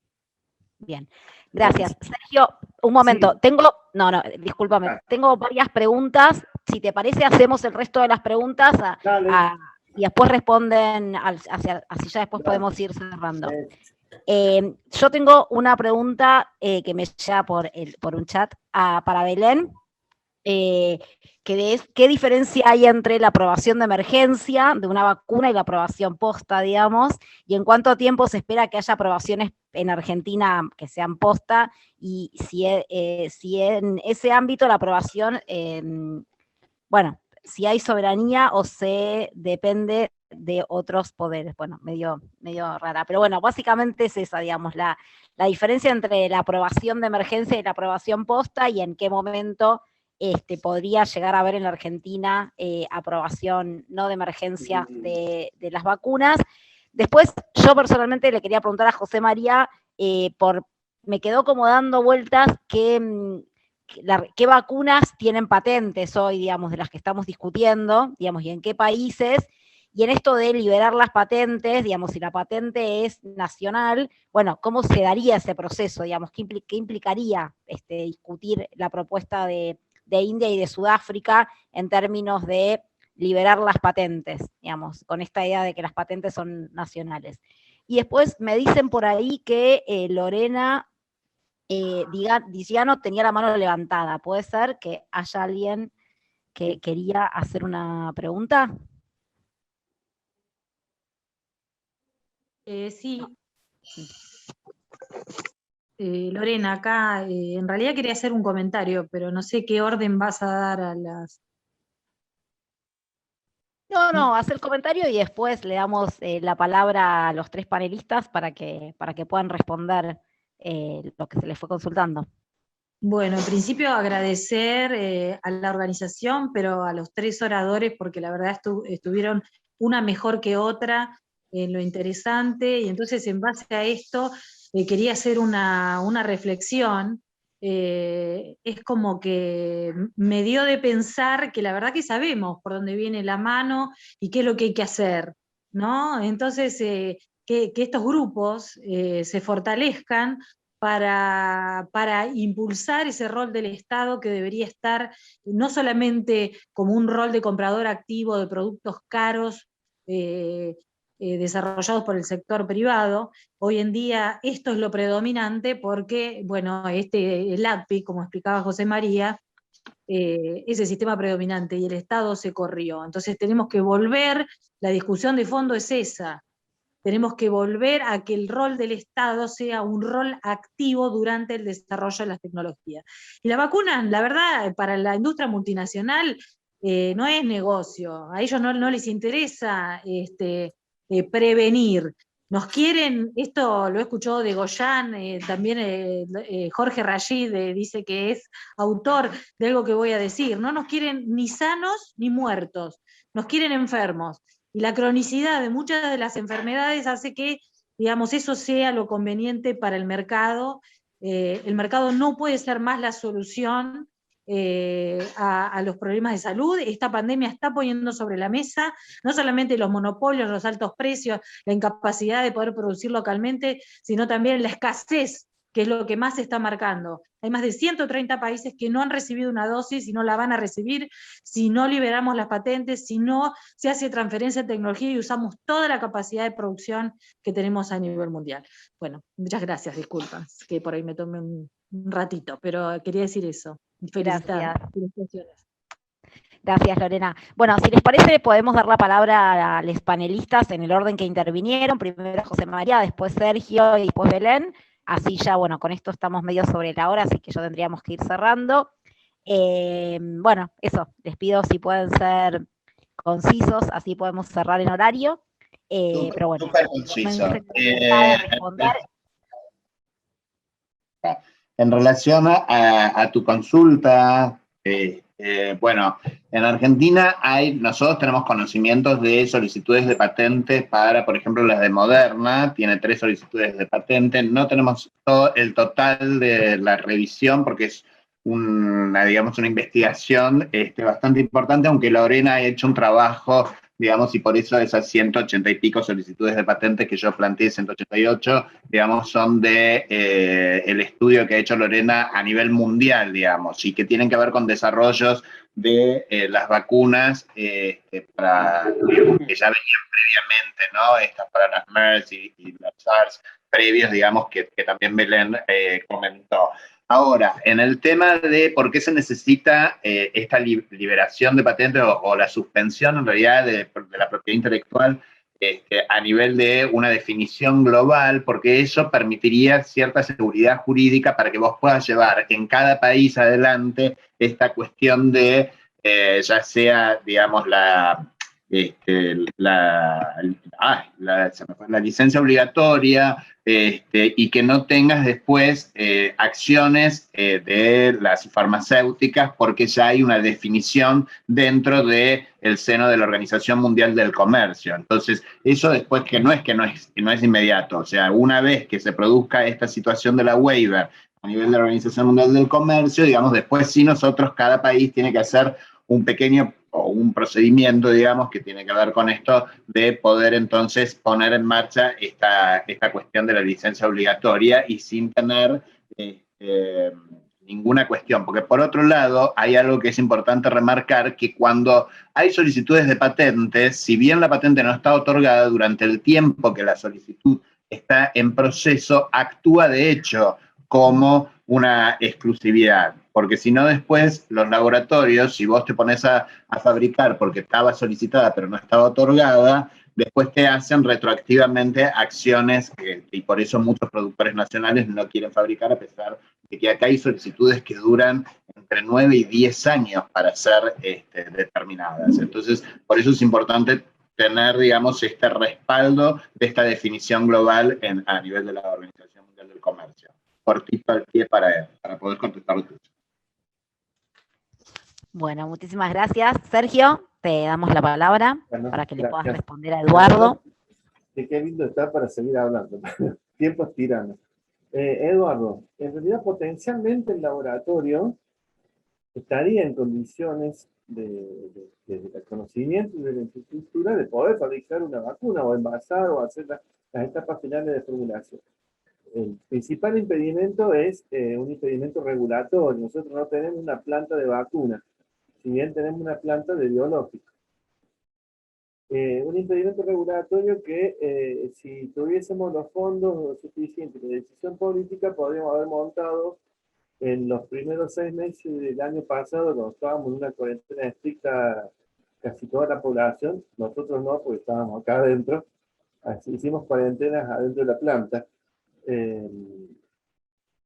Podríamos haber montado, nosotros tenemos una planta que está todavía la estructura recién construida, que es para hacer toda la línea biotecnológica del laboratorio que está orientada a factores de coagulación. En un proyecto se denominó BioM. Esa planta, si nosotros decidimos montar una planta de vacunas, hay que hacer toda la infraestructura edilicia, es decir, la panelería sanitaria, poner los equipos, hacer los sistemas de aire, que es una inversión que si hubiese decisión para hacerlo, seguramente se hubiese hecho, y hoy podríamos haber estado a lo mejor peleándonos con Astra para envasar aquí la vacuna, o estar pensando, que creo que es lo que yo pienso que deberíamos hacer, que es trabajar con los desarrolladores de vacunas locales de las universidades para ver cómo hacemos los escalados industriales y a lo mejor haber tenido a esta altura del viaje, en la medida de lo posible, lotes pilotos como para iniciar estudios clínicos. Es decir, en esto también hay que ver que la pandemia COVID-19 va a pasar, o va a durar, perdurar por algún tiempo, pero nos van a aparecer nuevas pandemias. Bernie había hecho referencia a algunas cuestiones que pasan en este mundo, y yo creo que el cambio climático va a ser uno de los grandes factores de aparición, no de nuevas enfermedades, de enfermedades milenarias, en las cuales nosotros los humanos hemos perdido la memoria inmunológica, y van a ser devastadoras. Por lo tanto, deberíamos estar preparados para enfrentar esas cosas. Obviamente que hablo casi con un poco de ciencia ficción, pero ante una realidad que se nos están descongelando los poros, y hay más de un bichito ahí que está congelado y vivo. Entonces, sí podríamos fabricar. Tiene que existir una decisión. De hecho, el laboratorio, desde el primer momento, además de la propuesta del desarrollo de la gama COVID, hizo gestiones para ver si podíamos avanzar los tiempos y reconstruir esta planta que todavía no está terminada en una planta de vacuna para realizar vacunas. No tuvimos ninguna respuesta favorable en cuanto a la inversión que hay que hacer, porque son varias veces millonarias. Y a su vez, una segunda instancia que sería la celeridad que tendría que haber tenido la autoridad sanitaria para aprobar las instalaciones y liberarlas para la producción. Les doy un ejemplo concreto. Nuestra gama COVID está haciendo estudios de clínicos fase 4 porque hemos iniciado el estudio aquí en Córdoba con la utilización del Ministerio de Salud de la provincia de Córdoba, pero todavía está en algún escritorio de ANMAT el expediente que nos autoriza a hacer la fase 4 a nivel nacional. No sabemos por qué, porque en paralelo se liberó el estudio clínico de una gamma globulina del laboratorio Grifols que está encubierta como de la Universidad de Minnesota. No lo digo con ánimo de denuncia, sino que lo digo como que hay inconvenientes en algunos lugares de los estamentos regulatorios que muchas veces no te facilitan las cosas, menos si son un productor público. Lo saben, tiene algún compañero que esté trabajando en alguna planta pública más chica, las peripecias que hay que pasar para lograr este tipo de resultados. Pero no tiene que ver ni con las instituciones, ni tiene que ver con los reguladores, tiene que ver, como han dicho todos aquí, una decisión política una política de Estado, de decir que medicamentos, vacunas, ¿lo vamos a hacer nosotros o le vamos a ir dependiendo del primero que venga y nos ofrezca algo? Entonces, cuando nosotros definamos que lo vamos a hacer nosotros, vamos a definir cómo van a ser los mecanismos de interacción. Entonces, si La Plata, la Universidad del Sur, San Martín, Bahía Blanca, La Rioja, no sé, cualquiera, está desarrollando un producto medicinal, que o lo podemos fabricar nosotros, lo puede fabricar Puntan, lo puede fabricar el LIF, lo puede fabricar Tomás Perón o el Maldran, o un producto de tecnología médica, como va a hacer referencia a las bolsas de Rivero. Y bueno, si nosotros tenemos estructurada esa red ya y articulada y en funcionamiento con decisión política, porque todas estas cosas requieren de inversión, y avanzaríamos mucho más rápido. Además de la inversión y la decisión, también la decisión de acelerar los tiempos regulatorios, que muchas veces no responden a los intereses de urgencias que podemos tener desde las administraciones públicas o desde el Estado, sino que responde a los tiempos de gestión de la institución regulatoria. Es decir, son varios componentes y varias variables, pero respondiendo a tu pregunta en concreto, potencialmente, y podemos hacerlo, porque tenemos 3 plantas diferentes, una de tejidos humanos, una de productos biológicos, que tiene 2 divisiones, una división de biológicos plasmáticos y una división de biológicos de tecnología genética, de recombinante, perdón, y una planta de inyectables genéricos de bajo volumen. Es decir, con que definamos que una de las plantas nuevas la vamos a destinar a hacer vacunas y empezar a trabajar en eso, seguramente que podríamos hacer. Capacidades técnicas y científicas no nos faltan, ni a nosotros ni al resto del país. Bueno, Sergio, muchísimas gracias. Y ahora sí, le damos a Belén, y ya con eso tendríamos que ir cerrando, que estamos sobre la hora.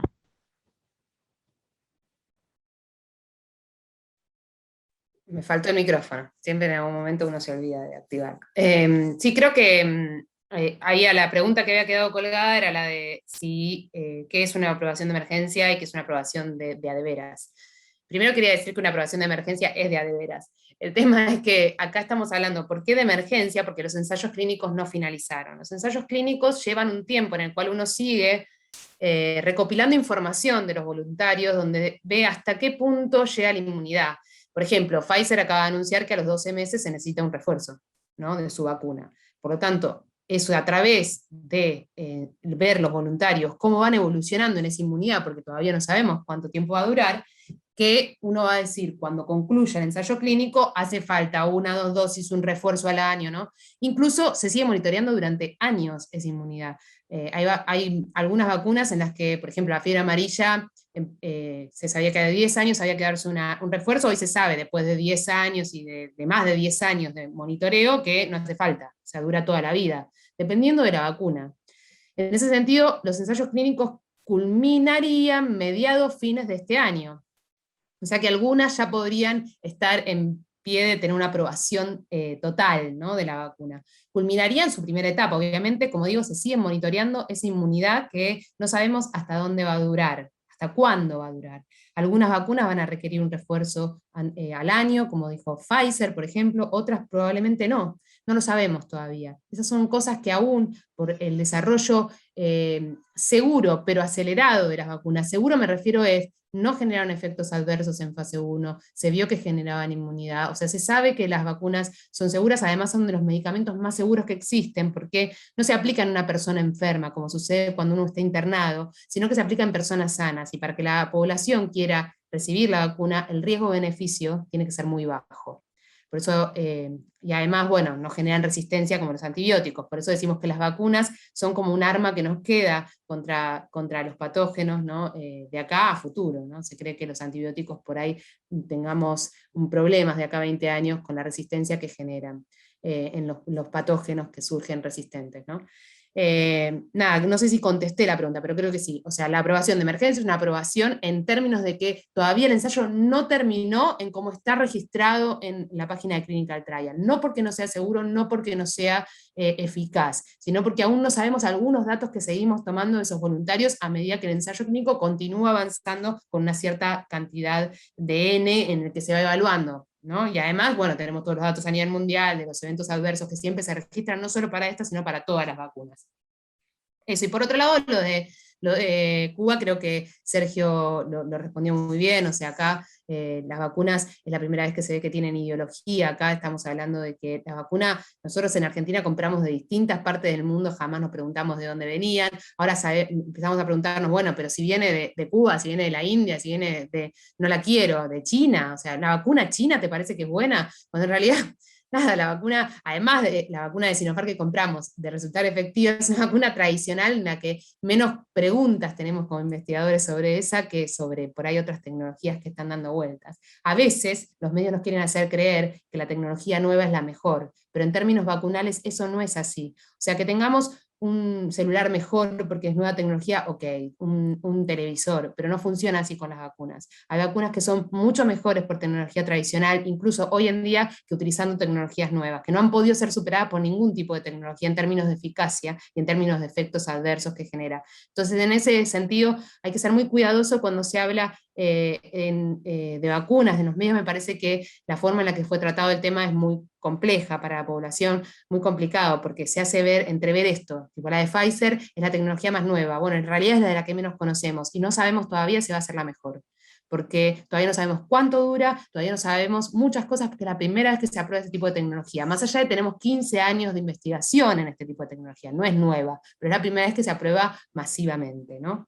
Bueno, ojalá funcione, porque hay una vacuna avanzada contra el HIV, por ejemplo, en tecnología de ARN mensajero, una vacuna avanzada contra la tuberculosis mucho mejor que la BCG. O sea, estamos recontra emocionados desde el punto de vista de investigación que funcione, pero eso no quiere decir que sea mejor, hay que ser muy cuidadoso, porque en la Argentina tenemos capacidades para desarrollar tecnologías tradicionales y tecnologías recombinantes de proteínas, como la vacuna que se desarrolla en Cuba y la vacuna que se está desarrollando en USAM, y esas pueden ser incluso las más efectivas que las tecnologías más novedosas. Y ahí cierro.